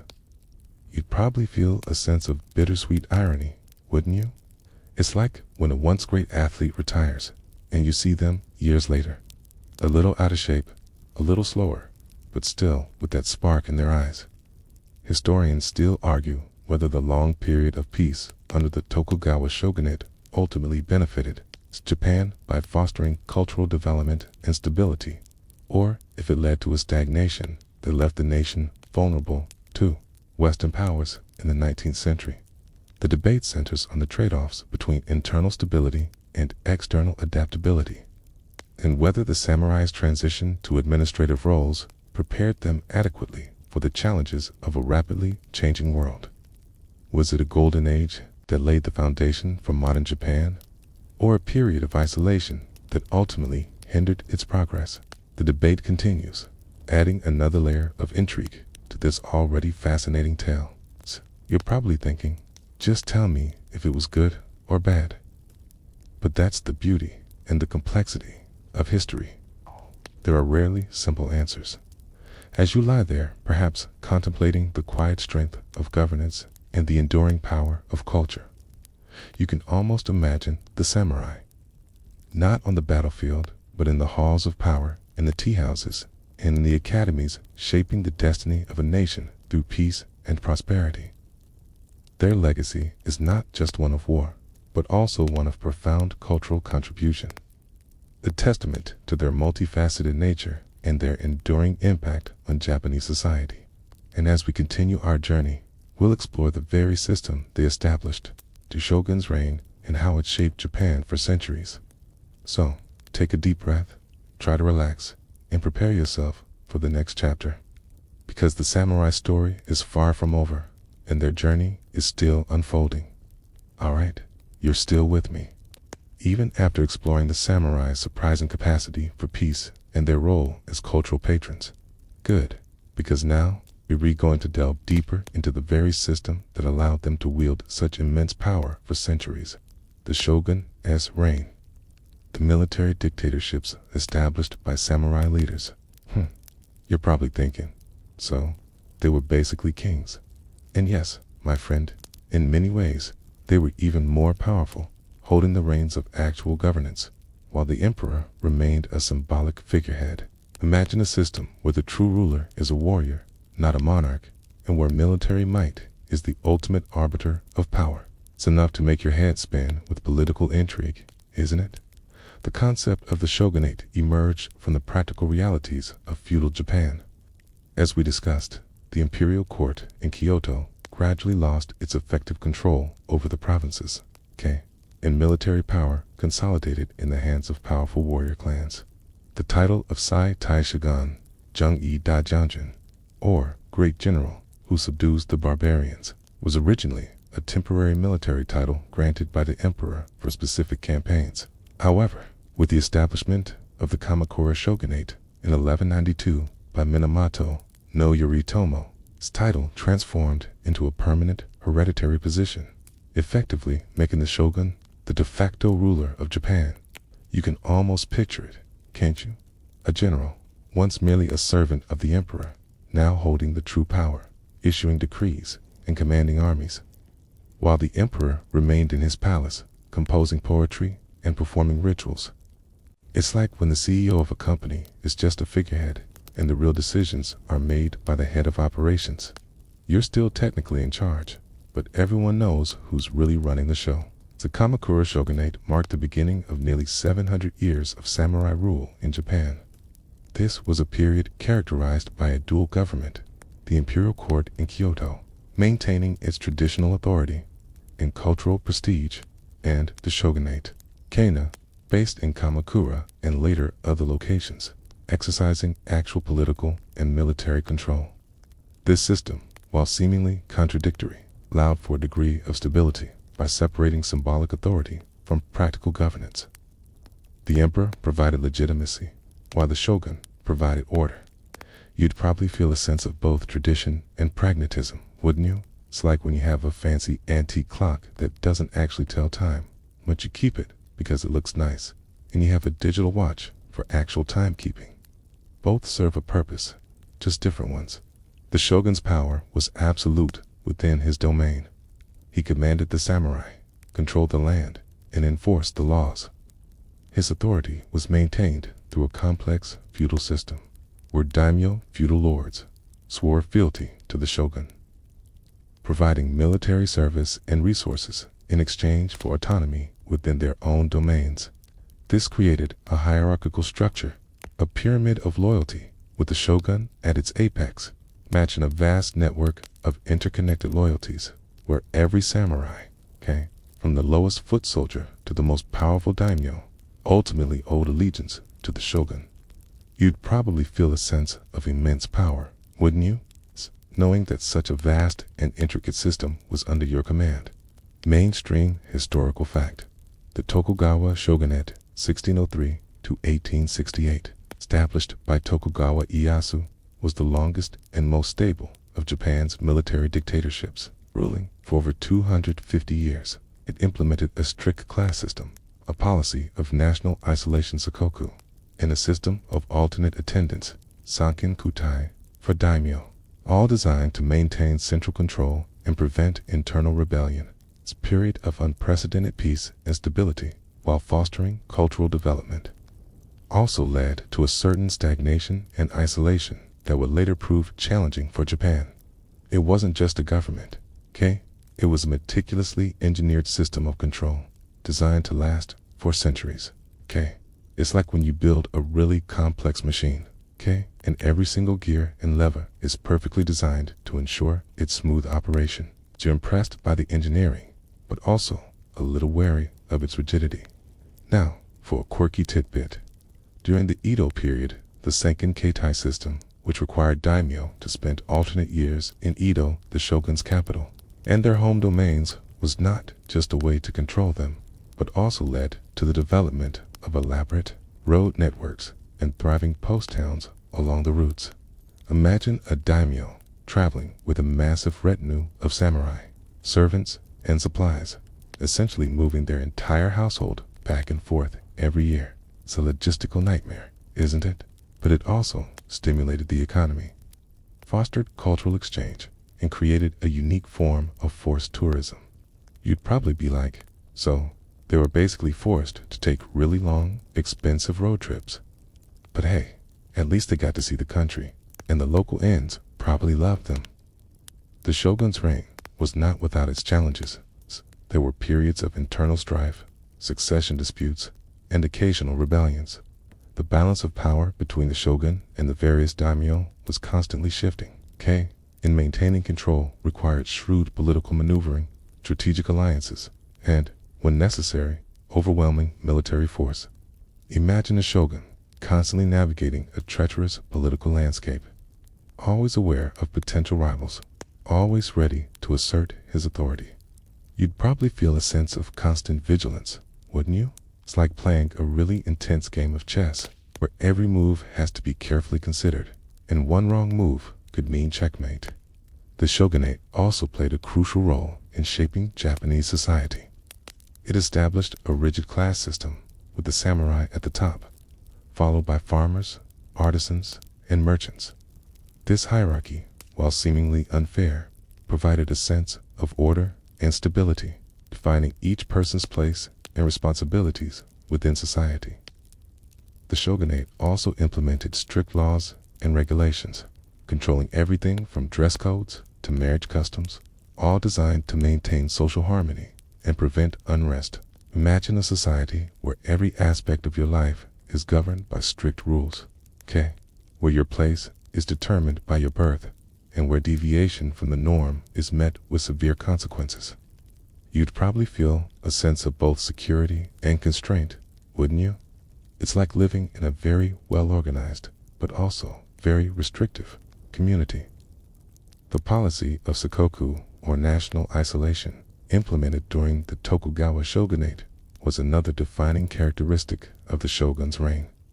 For over 200 years, Japan severely restricted foreign contact, allowing only limited trade with a few select countries.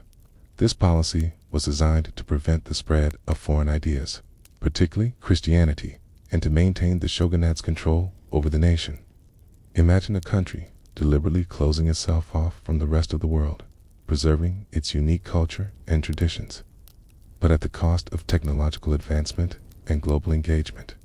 You'd probably feel a sense of both cultural purity and a little bit of claustrophobia, wouldn't you? It's like living in a beautiful, self-sufficient bubble, but knowing that there's a whole world out there you're missing. The shogunate's emphasis on Confucian principles, particularly loyalty, filial piety, and respect for authority, further reinforced its power and legitimacy. These philosophical tenets provided a moral framework for the social hierarchy, encouraging obedience and stability. The samurai, as the ruling class, were expected to embody these virtues, serving as role models for the rest of society. Imagine a government that not only controls your actions, but also shapes your moral compass, guiding your thoughts and beliefs.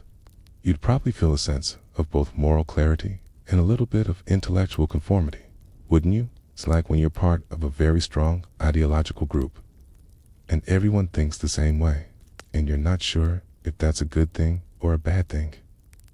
However, the long period of peace and the rigid social structure also led to a certain ossification within the samurai class. With no major wars to fight, their martial skills, while still practiced, became less critical for their daily lives. The strict hierarchy and the emphasis on tradition sometimes stifled innovation and adaptability, which would later prove problematic when Japan faced external pressures in the 19th century. Imagine a warrior class, so accustomed to peace, so comfortable in their bureaucratic roles, that they slowly lose the edge that once made them so formidable. It's a subtle decline, a gradual erosion of their original purpose. You'd probably feel a sense of bittersweet irony, wouldn't you? It's like when a once great athlete retires, and you see them years later, a little out of shape, a little slower, but still with that spark in their eyes. Historians still argue whether the long period of peace under the Tokugawa shogunate ultimately benefited Japan by fostering cultural development and stability, or if it led to a stagnation that left the nation vulnerable to Western powers in the 19th century. The debate centers on the trade-offs between internal stability and external adaptability, and whether the shogun's policies, while successful in their time, ultimately hindered Japan's long-term development. Was it a golden age that laid the foundation for modern Japan, or a period of isolation that ultimately hindered its progress? The debate continues, adding another layer of intrigue to this already fascinating tale. You're probably thinking, just tell me if it was good or bad. But that's the beauty and the complexity of history. There are rarely simple answers.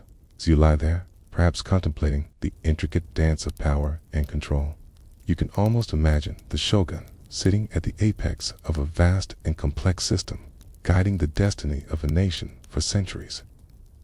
His reign was a testament to the samurai's ability not just to fight, but to govern, to administer, and to shape the very fabric of society. It was a period of profound transformation, a time when the warrior became the ruler, and their ideals became the law of the land. And as we continue our journey, we'll explore the gradual erosion of their power and status, the subtle shifts that would eventually lead to their decline. So, take a deep breath, try to relax, and prepare yourself for the next chapter, because the samurai story is far from over, and their journey is still unfolding.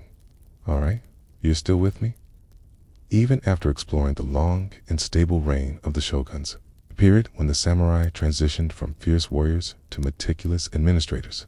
Good, because now we're going to witness a more somber chapter in their history, the gradual erosion of their power and status, the subtle shifts that would eventually lead to their decline. You're probably thinking, but they were so powerful. How could that happen? And yes, my friend, it's a slow, almost imperceptible process, like the erosion of a mighty mountain by persistent drops of water. Imagine a class of elite warriors, once indispensable, slowly finding their purpose, diminishing their skills, becoming less relevant in a changing world. It's enough to make you feel a little nostalgic, isn't it? The long peace of the Edo period, while beneficial for Japan as a whole, inadvertently sowed the seeds of the samurai's decline. With no major wars to fight, their martial skills, while still practiced and revered, became less critical for the daily functioning of society. The emphasis shifted from battlefield prowess to bureaucratic efficiency, from military command to administrative duties. Imagine a samurai whose ancestors were legendary swordsmen, now spending their days managing tax records or overseeing public works projects. It's a significant shift, isn't it? It's like when a highly skilled athlete retires and becomes a coach. They still have the knowledge, but the active role is gone. Economically, many samurai faced increasing hardship. Their stipends, paid in rice, became less valuable as the money economy grew and inflation took hold, while merchants, once at the bottom of the social hierarchy, grew wealthy. Many samurai struggled to maintain their traditional lifestyle and status. They were forbidden from engaging in commerce, which was considered beneath their dignity, leaving them with limited options to improve their financial situation. Imagine a proud warrior whose family has served their lord for generations, now struggling to put food on the table, watching as commoners grow rich through trade. You'd probably feel a sense of frustration, wouldn't you? It's like when you're stuck in a job that doesn't pay enough, but you can't leave because of your professional ethics. You're trapped by your own principles. The rigid social hierarchy of the Edo period, while initially designed to maintain order, also contributed to their stagnation. The samurai were at the top, but their position was fixed, and upward mobility was rare. This lack of dynamism, combined with their economic woes, led to a growing sense of discontent and disillusionment among many samurai, particularly the lower ranks. Imagine a system where your destiny is predetermined by your birth, where your talents and ambitions are constrained by rigid social rules. You'd probably feel a sense of both security and profound limitation, wouldn't you? It's like being a highly skilled chess piece, but you can only move in very specific ways, even if you see a better path. It's a mainstream historical fact. The arrival of Commodore Matthew Perry's American fleet in 1853, demanding that Japan opened its borders to trade, served as a major catalyst for the samurai's decline. The shogunate's inability to resist the Western powers, and its subsequent signing of unequal treaties, exposed the military and technological backwardness of Japan, leading to widespread discontent and the questioning of samurai rule. This external pressure highlighted the obsolescence of traditional samurai warfare in the face of modern naval power and firearms. It wasn't just a visit, it was a shockwave, shattering centuries of isolation and revealing the fragility of the existing order. It's like when you're living in a perfectly comfortable bubble, and then someone comes along with a very large, very sharp pen. You're suddenly forced to confront a reality you've been avoiding. Now, for a quirky tidbit, as their traditional roles diminished, some samurai turned to more unconventional pursuits, becoming scholars, artists, or even opening small businesses, often under assumed names, to make ends meet. Imagine a proud warrior, known for his skill with the sword, secretly running a noodle shop or teaching calligraphy lessons, trying to maintain his dignity while adapting to a changing world. It's a strange blend of desperation and resilience, isn't it? You'd probably be like, so they were basically the original gig workers. But hey, a samurai's gotta eat, even if it means serving ramen instead of justice. It's like when your favorite rock star starts a side hustle selling artisanal pickles. You're surprised, but also kind of intrigued. The intellectual currents of the late Edo period also played a role. Scholars began to question the legitimacy of the shogunate, advocating for a return of power to the emperor. This movement, known as Sanjay Revere, the emperor expelled the barbarians, gained traction among many disaffected samurai who saw the shogunate's weakness in dealing with the Western powers as a betrayal of Japan's sovereignty. Imagine a society where the very foundations of power are being questioned, where the traditional order is being challenged by new ideas and a growing sense of national pride. You'd probably feel a sense of revolutionary fervor, wouldn't you? It's like when you finally realize that the old way of doing things isn't working anymore, and it's time for a radical change. The increasing use of firearms, which we touched upon earlier, also contributed to the decline of the traditional samurai. While samurai eventually adopted firearms, the emphasis on individual martial prowess, on the elegant dance of sword combat, began to wane. Massed infantry armed with rifles could be trained more quickly and cheaply than highly skilled swordsmen, making them a more efficient military force. Imagine a battlefield where the individual skill of a samurai is no longer the decisive factor, where a single bullet can fell the most accomplished swordsman. It's a profound shift, isn't it? It's like when you're a master craftsman, and then a machine comes along that can do your job faster and cheaper. You're still skilled, but the world has moved on. The internal divisions within the samurai class also weakened their collective power. There were conflicts between loyalists to the shogunate and those who supported the imperial restoration, between traditionalists and reformers. These internal struggles, often erupting into violent clashes, further destabilized the existing order and paved the way for radical change. Imagine a once unified class, now fractured by ideological differences, fighting amongst themselves while the world outside their borders rapidly transforms. You'd probably feel a sense of impending doom, wouldn't you? It's like watching a family feud escalate, knowing that it's going to tear everyone apart. The final blow came with the Meiji Restoration, which we'll explore in more detail in the next section.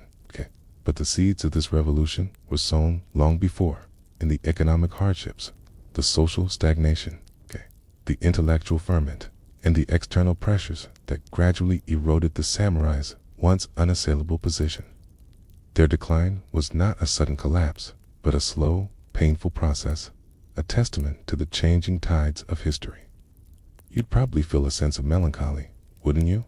It's like watching a beautiful old building slowly crumble, knowing that its time has passed. Historians still argue whether the samurai's decline was primarily due to internal factors, such as economic hardship and social rigidity, or external pressures, such as the arrival of Western powers and their superior military technology. The debate centers on the interplay between internal dynamics and external forces, and how societies adapt or fail to adapt to changing global landscapes.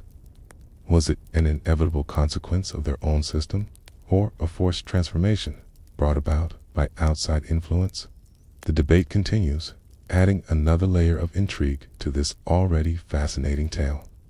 You're probably thinking, just tell me who's to blame. But that's the beauty and the complexity of history. There are rarely simple answers. As you lie there, perhaps contemplating the ebb and flow of power, you can almost imagine the samurai, once the undisputed rulers of Japan, slowly losing their grip, their world shifting beneath their feet. Their decline was a poignant reminder that even the most powerful institutions are subject to the relentless march of time and change. And as we continue our journey, we ill witness the pivotal moment that officially brought an end to their era, the Meiji Restoration. So, take a deep breath, try to relax, and prepare yourself for the next chapter, because the samurai's story is far from over, and their journey is still unfolding. Alright, you're still with me, even after witnessing the slow, almost agonizing decline of the samurai class. Good, because now we arrive at the pivotal moment. It's the dramatic climax that officially brought an end to their era, the Meiji Restoration. You're probably thinking, so, it was a revolution? And yes, my friend, it was a revolution, but one that was both swift and profound, dismantling centuries of feudal rule and ushering in a new, modern Japan. Imagine a nation suddenly shedding its ancient skin, embracing radical change and hurtling towards an uncertain future. It's enough to make your head spin with the sheer speed of transformation, isn't it? It's the Meiji Restoration, which began in 1868. Was not a single event, but a series of rapid political, social, and economic changes that restored imperial rule to Japan and effectively ended the Tokugawa shogunate. The catalyst, as we discussed, was the arrival of Western powers, particularly Commodore Perry's black ships, which exposed Japan's military and technological backwardness. The shogunate's inability to effectively resist these foreign demands led to widespread discontent and a growing movement to restore the emperor to his rightful place as the true ruler of Japan. You can almost picture it, can't you? K-Nation, once isolated and self-sufficient, suddenly confronted with the overwhelming power of the outside world and realizing that its old ways were no longer sustainable. It's like when you're perfectly happy with your flip phone and then everyone else gets a smartphone and you realize you're suddenly living in the past. The slogan of the restoration was Sanjay Ji, revere the emperor, expel the barbarians.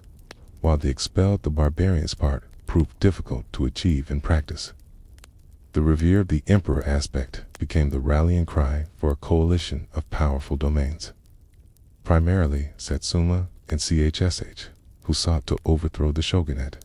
These domains, often led by ambitious, reform-minded samurai, saw the shogunate as weak and ineffective, and believed that a strong, unified Japan under imperial rule was the only way to resist Western encroachment.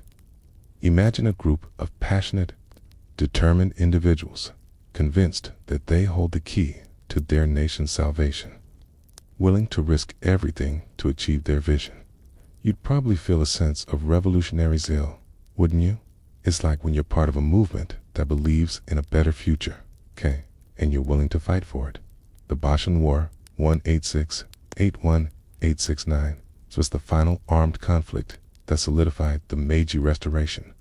It was a civil war between the forces loyal to the shogunate and those supporting the imperial court.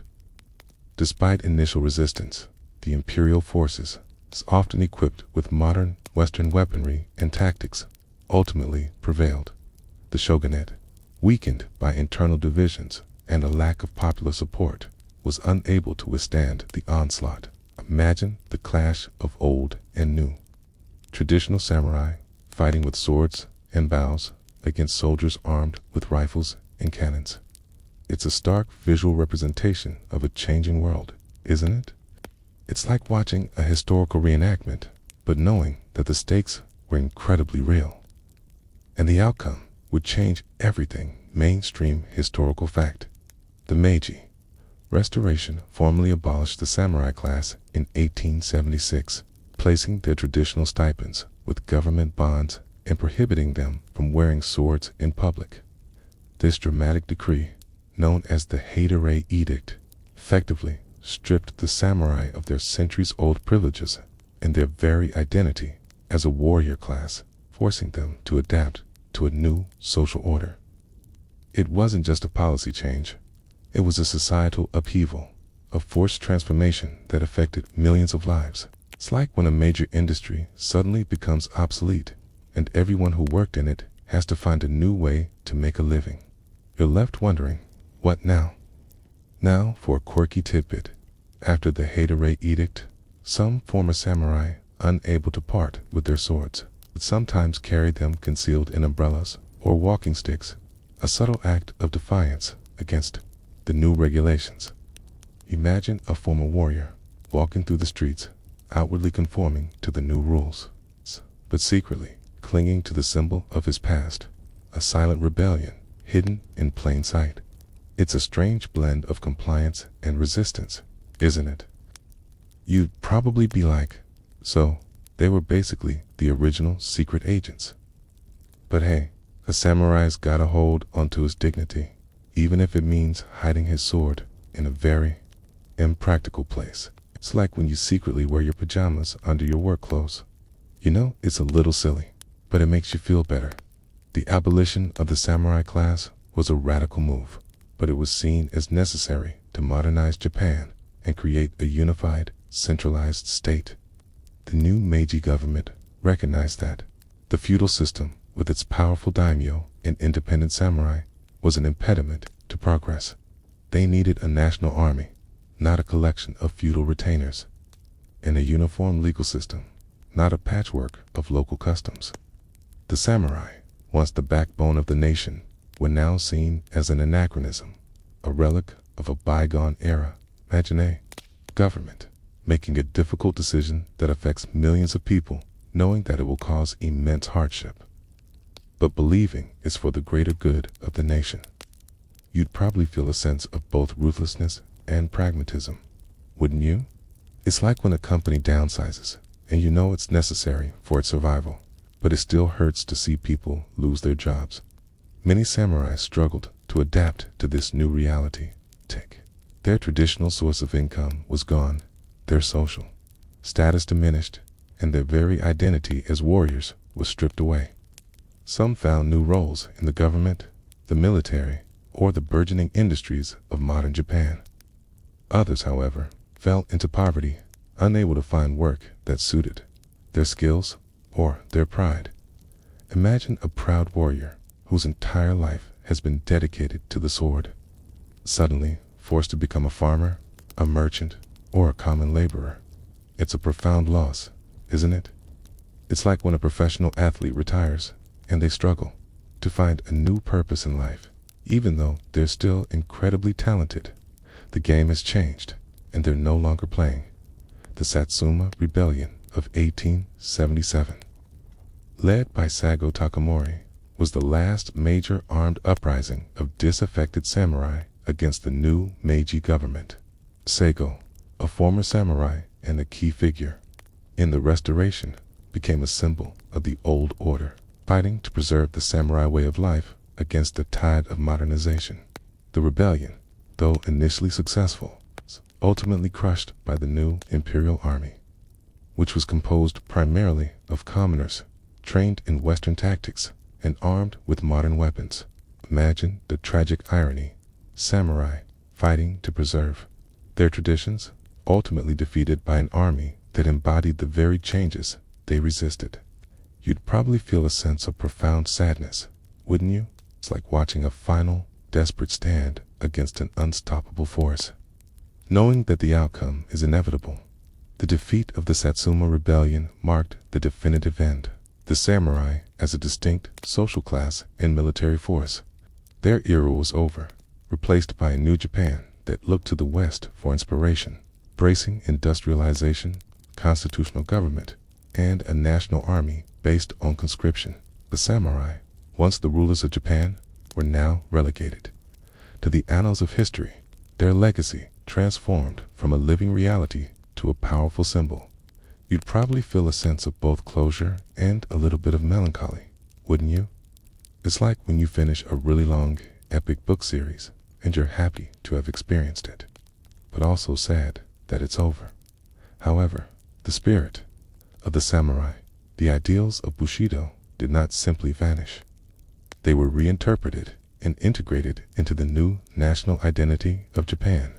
Concepts like loyalty, discipline, and self-sacrifice, once exclusive to the samurai, became national virtues promoted through education and military training.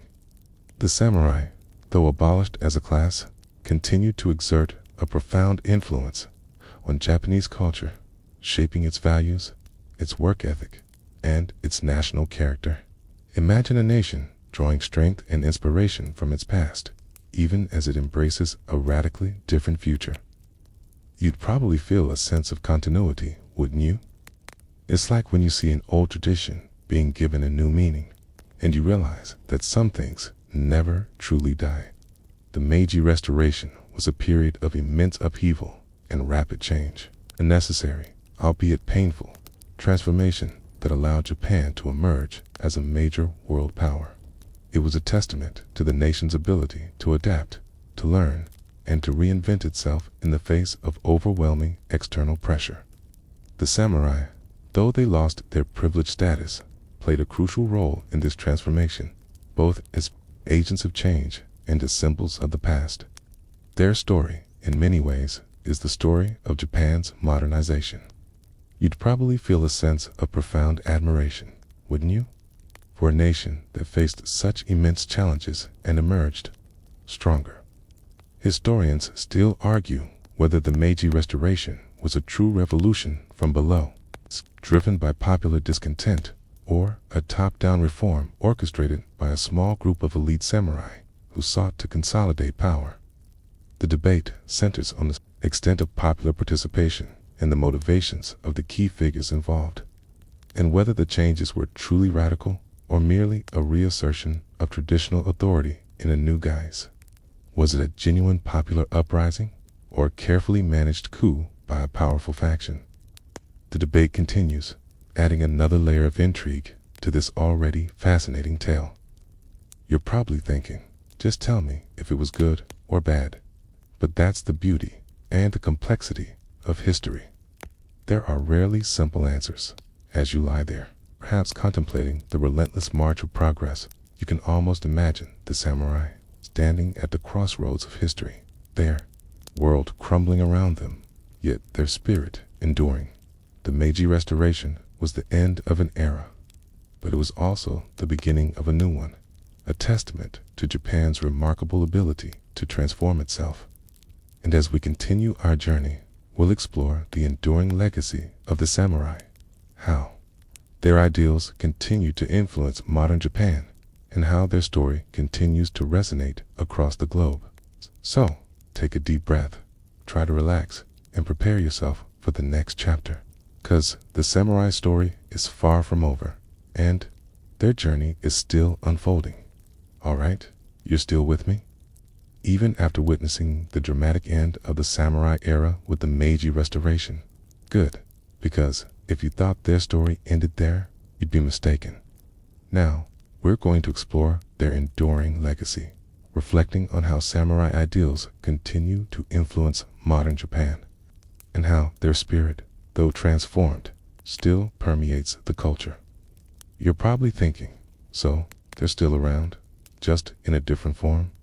And yes, my friend, their influence is subtle, yet profound, woven into the very fabric of Japanese society. Imagine a ghost, not of a person, but of an entire way of life, still whispering its wisdom through the ages. It's enough to make you feel a sense of continuity, isn't it? Despite the abolition of the samurai class in 1876, the values and principles embodied by Bushido did not simply vanish. They were reinterpreted, adapted, and integrated into the new national identity of Japan. Concepts like loyalty, discipline, self-sacrifice, honor, and respect, once exclusive to the warrior class, became national virtues, promoted through education, military training, and public discourse. Imagine a nation consciously choosing to draw strength and inspiration from its past, even as it hurtles towards a modern future.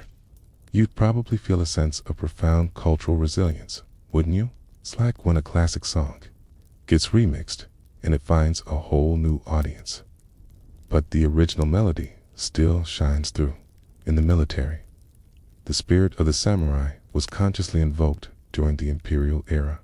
The Imperial Japanese Army and Navy drew heavily on samurai traditions, emphasizing discipline, courage, and unwavering loyalty to the emperor.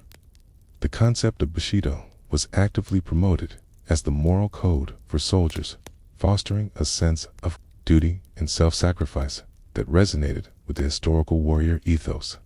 Imagine soldiers marching into battle, not just for their country, but for an ideal, a legacy passed down through centuries of warrior tradition.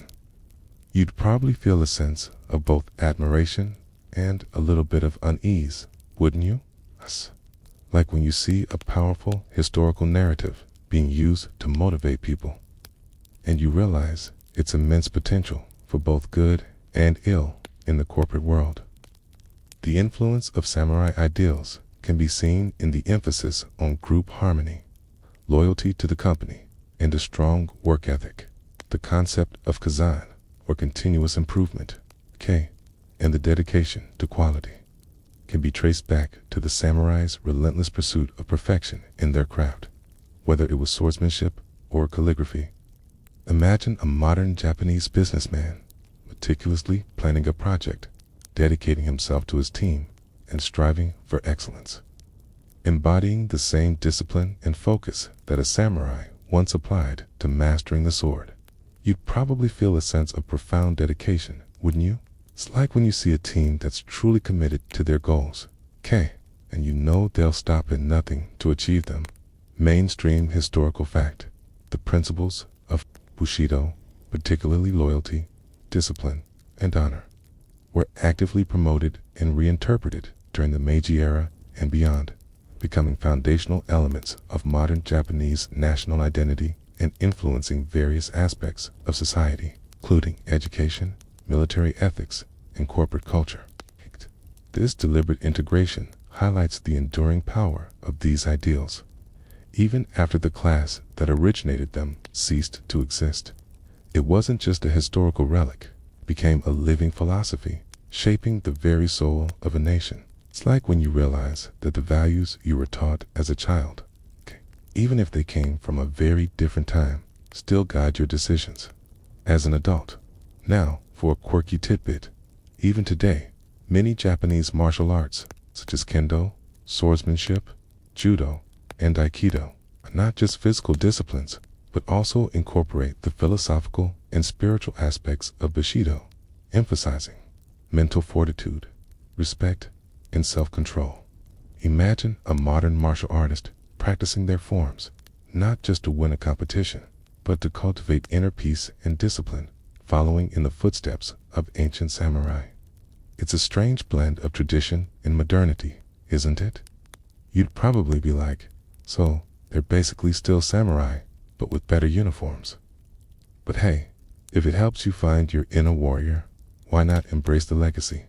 It's like when you learn a new skill, and you realize it has roots in a much older tradition. Suddenly, you feel connected to something bigger than yourself in education. The emphasis on discipline, respect for elders and teachers, and the pursuit of excellence can be seen as echoes of samurai values. The rigorous academic standards and the dedication to lifelong learning reflect a similar commitment to self-improvement that characterized the samurai's pursuit of mastery in various arts. Imagine a student diligently studying, respecting their teachers, and striving for knowledge, embodying the same dedication that a samurai once applied to mastering the classics. You'd probably feel a sense of profound respect for their commitment, wouldn't you? It's like when you see someone who truly loves learning, and you're inspired by their intellectual curiosity. The concept of gaiman, or enduring the seemingly unbearable with patience and dignity, is another deeply ingrained Japanese value that has roots in the samurai ethos. It's the ability to persevere through hardship, to maintain composure in the face of adversity, and to quietly endure suffering without complaint. Imagine a person facing immense challenges, but meeting them with a quiet strength, a resilient spirit that refuses to be broken. You'd probably feel a sense of profound admiration, wouldn't you? Like when you see someone overcome a truly difficult situation, and you realize the immense strength of the human spirit. The aesthetic sensibilities cultivated by the samurai also continue to influence modern Japanese art, design, and architecture.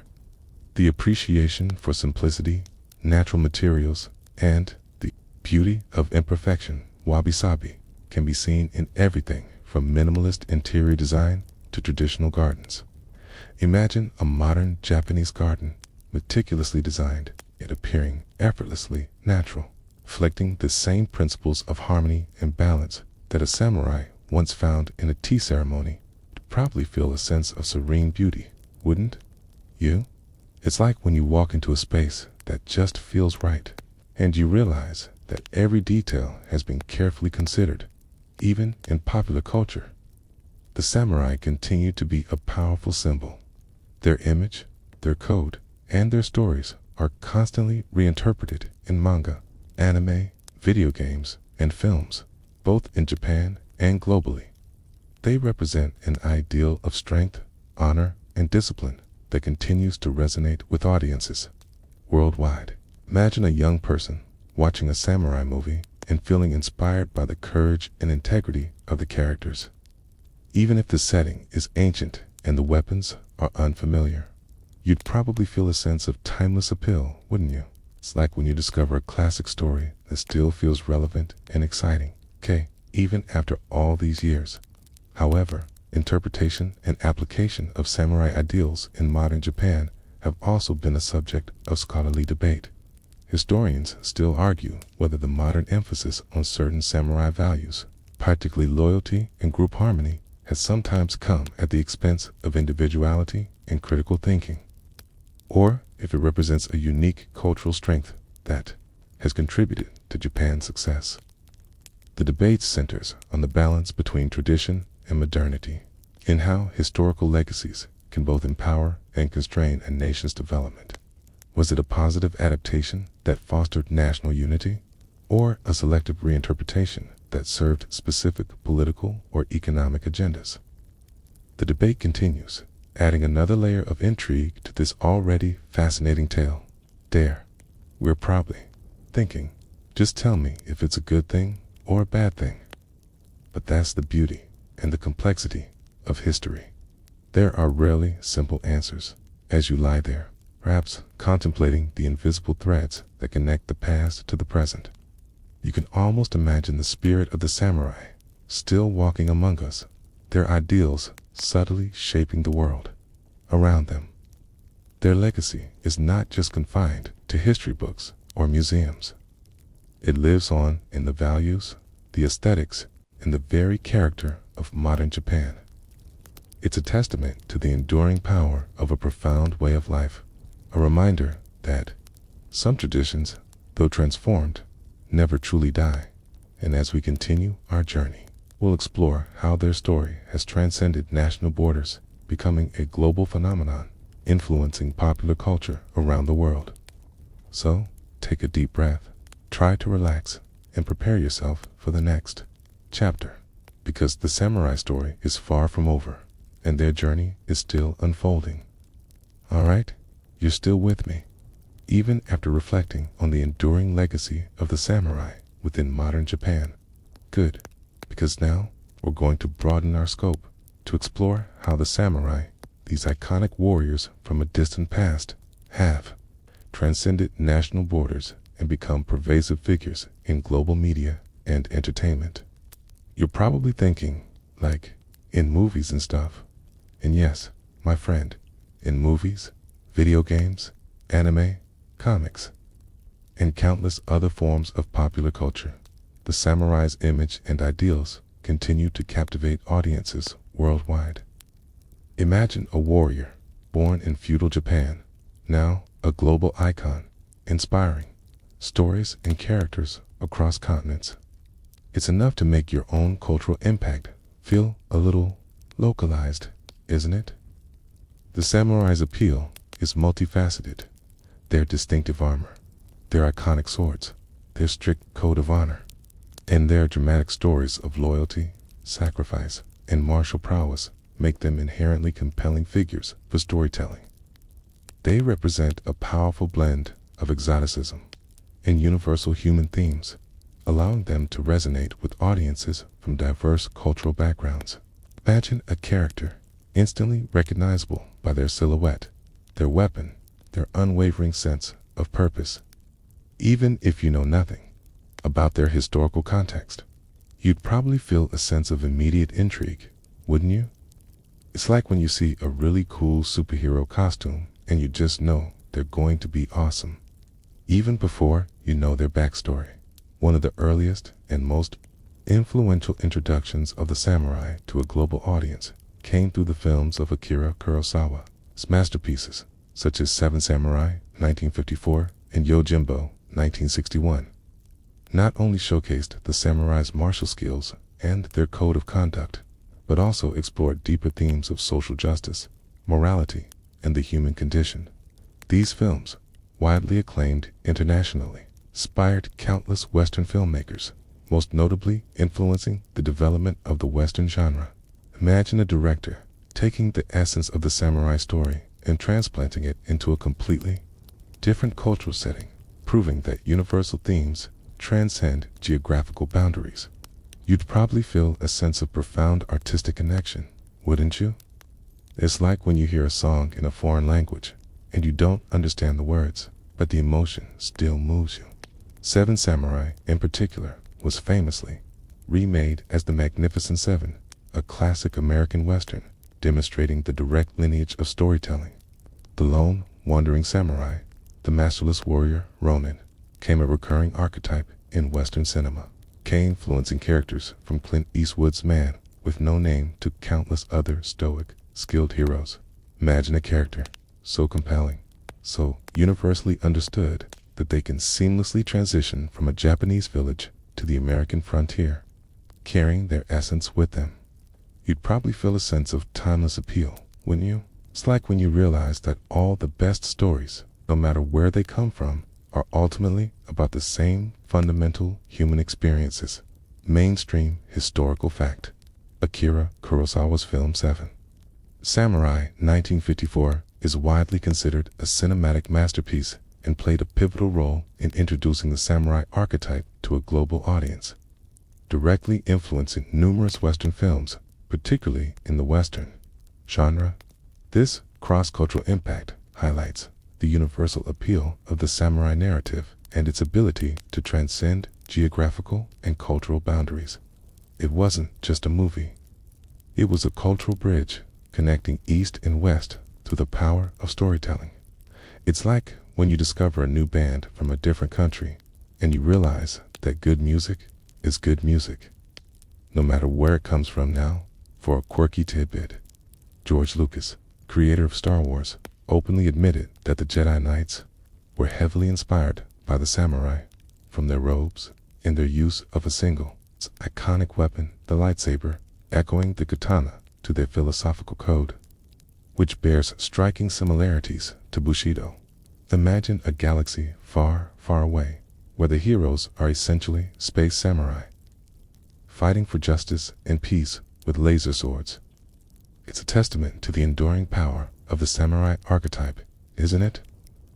You'd probably be like, wait, so Obi-Wan Kenobi was basically a samurai?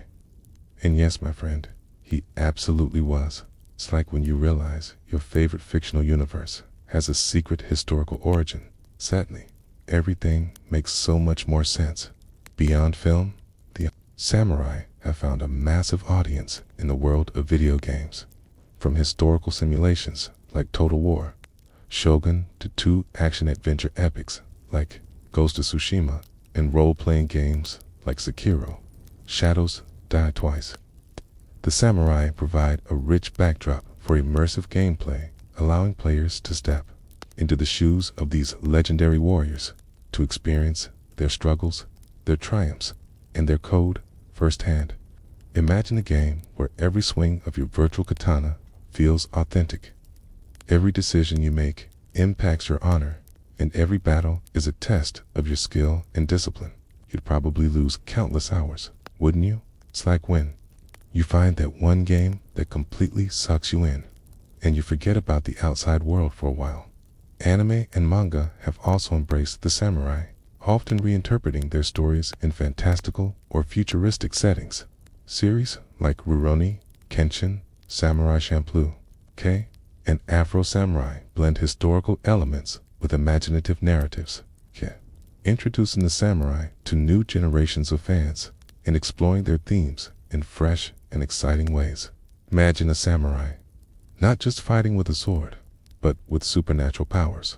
Or in a dystopian future, their core values still intact, but their world completely transformed. It's a testament to their versatility, their ability to adapt to any genre, any setting. You'd probably be like, so they're basically the ultimate crossover characters. And yes, my friend, they absolutely are in literature. The samurai continue to inspire historical fiction, fantasy novels, and even philosophical works. Authors delve into their lives, their codes, and their impact on Japanese society, offering new perspectives and interpretations. The enduring fascination with their philosophy, particularly Bushido, has led to numerous books and essays that apply samurai principles to modern leadership, business, and personal development. Imagine a warrior whose wisdom, forged in the crucible of feudal Japan, is now being used to guide executives in boardrooms and individuals seeking self-improvement. It's a testament to the timelessness of their ideals, isn't it? It's like when you realize that ancient wisdom still holds true. Even in our fast-paced modern world, the samurai's image has also been adopted and adapted in fashion, art, and even advertising, becoming a symbol of strength, discipline, and exotic appeal. Their distinctive aesthetic, from their armor to their hairstyles, has influenced designers and artists worldwide, demonstrating their pervasive cultural reach. Imagine a fashion show where the models are wearing samurai-inspired outfits, or an advertisement for a luxury car featuring a sleek, modern design that subtly echoes the lines of a katana. You'd probably feel a sense of both admiration and a little bit of commercialization, wouldn't you? It's like when your favorite underground band suddenly becomes mainstream, okay? And you're happy for them, but also a little sad that they're not just yours anymore. However, the global popularization of the samurai has also led to a certain degree of simplification and romanticization, often overlooking the complexities and harsh realities of their historical existence. The image presented in media can sometimes be a caricature, focusing solely on their martial prowess and honor, while neglecting the political intrigues, the economic struggles, and the human flaws that were also part of their lives. Historians still argue whether the global popularization of the samurai, while increasing awareness, has also led to a superficial understanding of their history and culture, or if it serves as a valuable gateway for people to explore the deeper historical realities. The debate centers on the balance between accessibility and accuracy, okay, and whether popular culture can truly educate or merely entertain. Was it a beneficial simplification that sparked global interest, or a harmful distortion that perpetuated stereotypes? The debate continues, adding another layer of intrigue to this already fascinating tale. You're probably thinking, just tell me if it's good or bad. But that's the beauty and the complexity of history. There are rarely simple answers. As you lie there, perhaps contemplating the vast reach of cultural influence, you can almost imagine the samurai, not just as historical figures, but as enduring archetypes, their stories and ideals resonating across time and space, inspiring countless narratives and characters in the global imagination. Their presence in popular culture is a testament to the timeless appeal of their story, a reminder that courage, honor, and discipline are virtues that transcend cultural boundaries.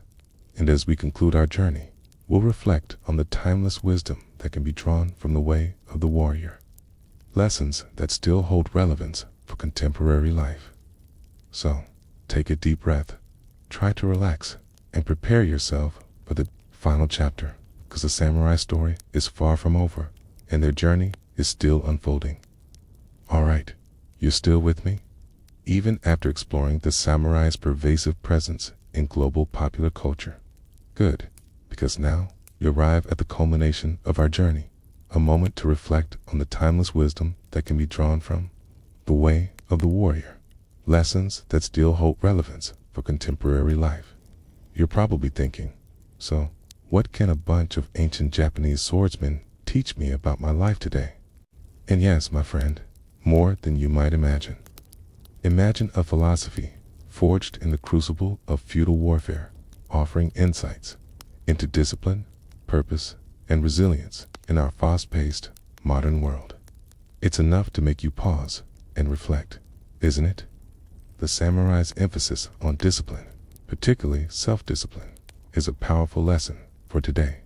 In a world filled with distractions and instant gratification, the ability to focus, to persevere, and to consistently work towards a goal is more valuable than ever. The samurai's rigorous training, their dedication to mastering their craft, and their unwavering commitment to their duties offer a blueprint for achieving excellence in any field. Imagine applying that same level of focus and dedication to your own pursuits, whether it's your career, your hobbies, or your personal growth. You'd probably achieve remarkable things, wouldn't you? It's like when you finally commit to a new habit and you realize how much more productive and fulfilled you feel. The concept of mindfulness, deeply rooted in Zen Buddhism and practiced by the samurai, is another invaluable lesson. In our constantly connected world, our minds are often pulled in a million different directions. The ability to be fully present, to focus on the task at hand, and to find calm amidst chaos is a superpower. The samurai's practice of machine, or no mind, allowed them to act instinctively and effectively, a state of flow that can be applied to everything from creative endeavors to problem solving. Imagine approaching your day with that same level of focused awareness, tackling each task with complete presence, unburdened by past regrets or future anxieties. You'd probably feel a sense of profound clarity, wouldn't you? It's like when you finally turn off all your notifications and just focus on one thing. And you realize how much more you can accomplish. The samurai's unwavering commitment to honor and integrity, as embodied in the Bushido Code, offers a powerful reminder of the importance of ethical conduct. In a world where moral lines can often feel blurred, samurai's emphasis on honesty, justice, and sincerity provides a timeless framework for living a life of principle. While their specific context was different, the core idea of living with integrity, of doing what is right, even when it's difficult, remains universally relevant. Imagine a world where everyone lived by such a strong moral compass, where trust was paramount and promises were always kept. You'd probably feel a sense of profound security, wouldn't you? It's like when you find a friend who is truly trustworthy and you know you can always count on them, no matter what mainstream historical fact. The principles of Bushido, particularly those emphasizing self-discipline, integrity, and resilience, continue to be studied and applied in various modern contexts, including business leadership, sports psychology, and personal development, demonstrating their enduring relevance beyond their historical origins. This adaptation of ancient wisdom to contemporary challenges highlights the universal nature of these virtues and their applicability across different eras and cultures. It wasn't just a code for warriors, it became a guide for living a purposeful life.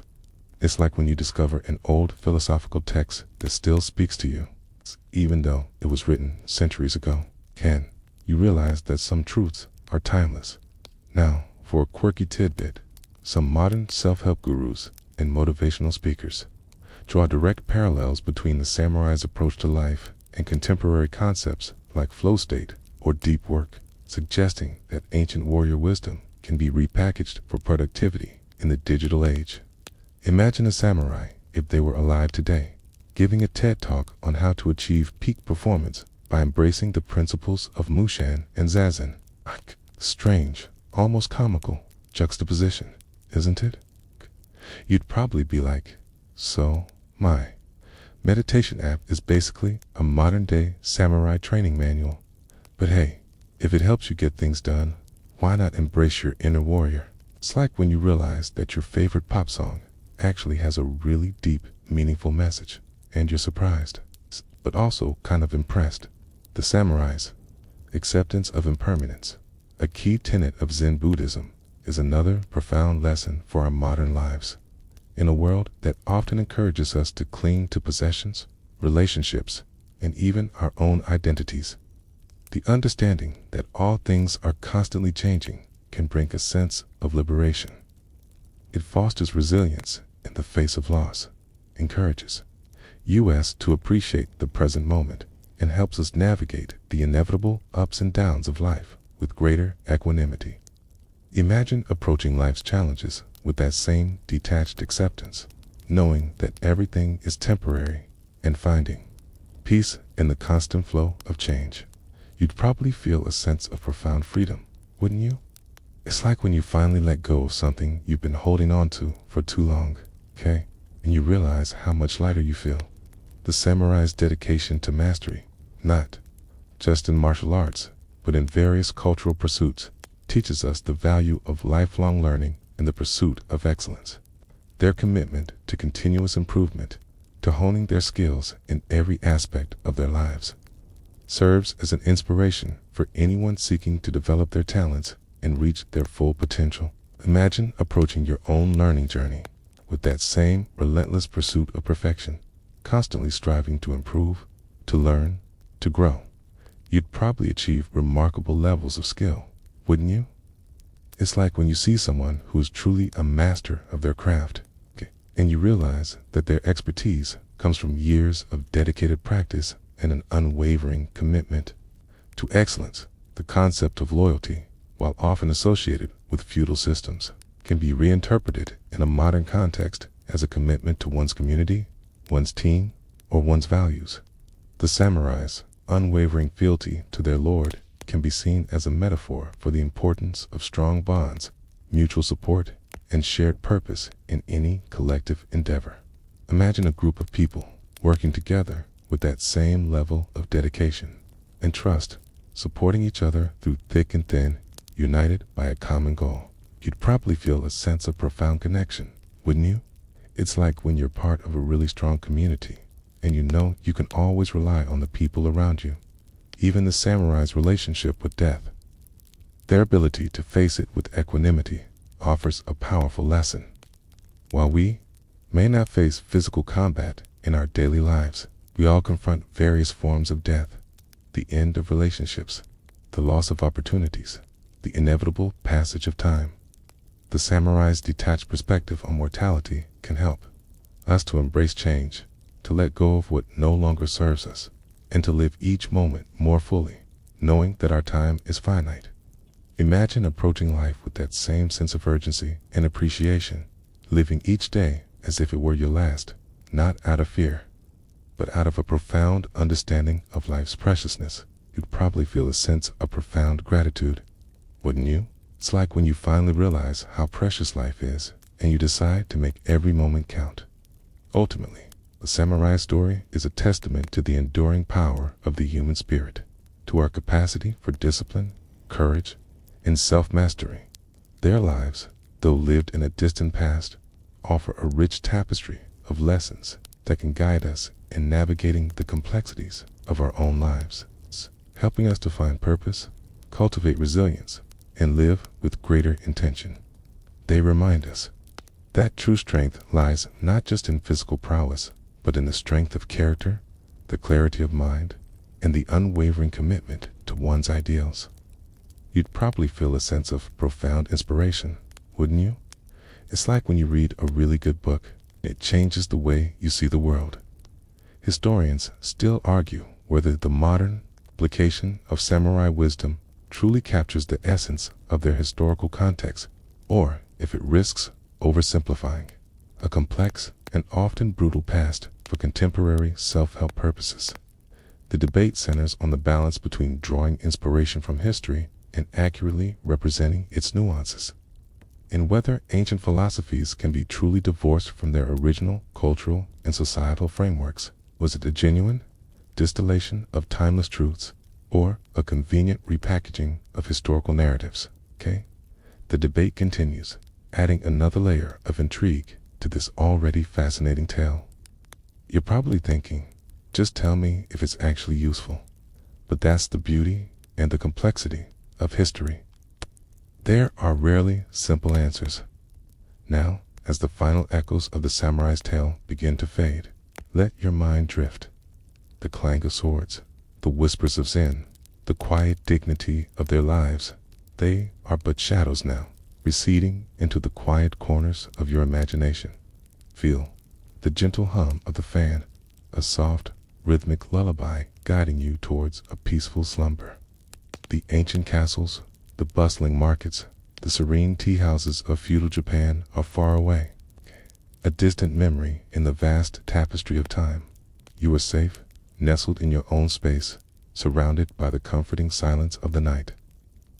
Let the lingering thoughts of honor and discipline dissolve, replaced by a profound sense of calm. The wisdom remains, yes, but its power to disturb has diminished, softened by the gentle embrace of sleep. Close your eyes, let your breath deepen, and allow the quiet stillness to envelop you. There are no more battles to fight, no more codes to uphold, just the gentle rhythm of your own heart, beating a steady, peaceful tune. Rest now, and let the dreams be sweet, untouched by the echoes of the past.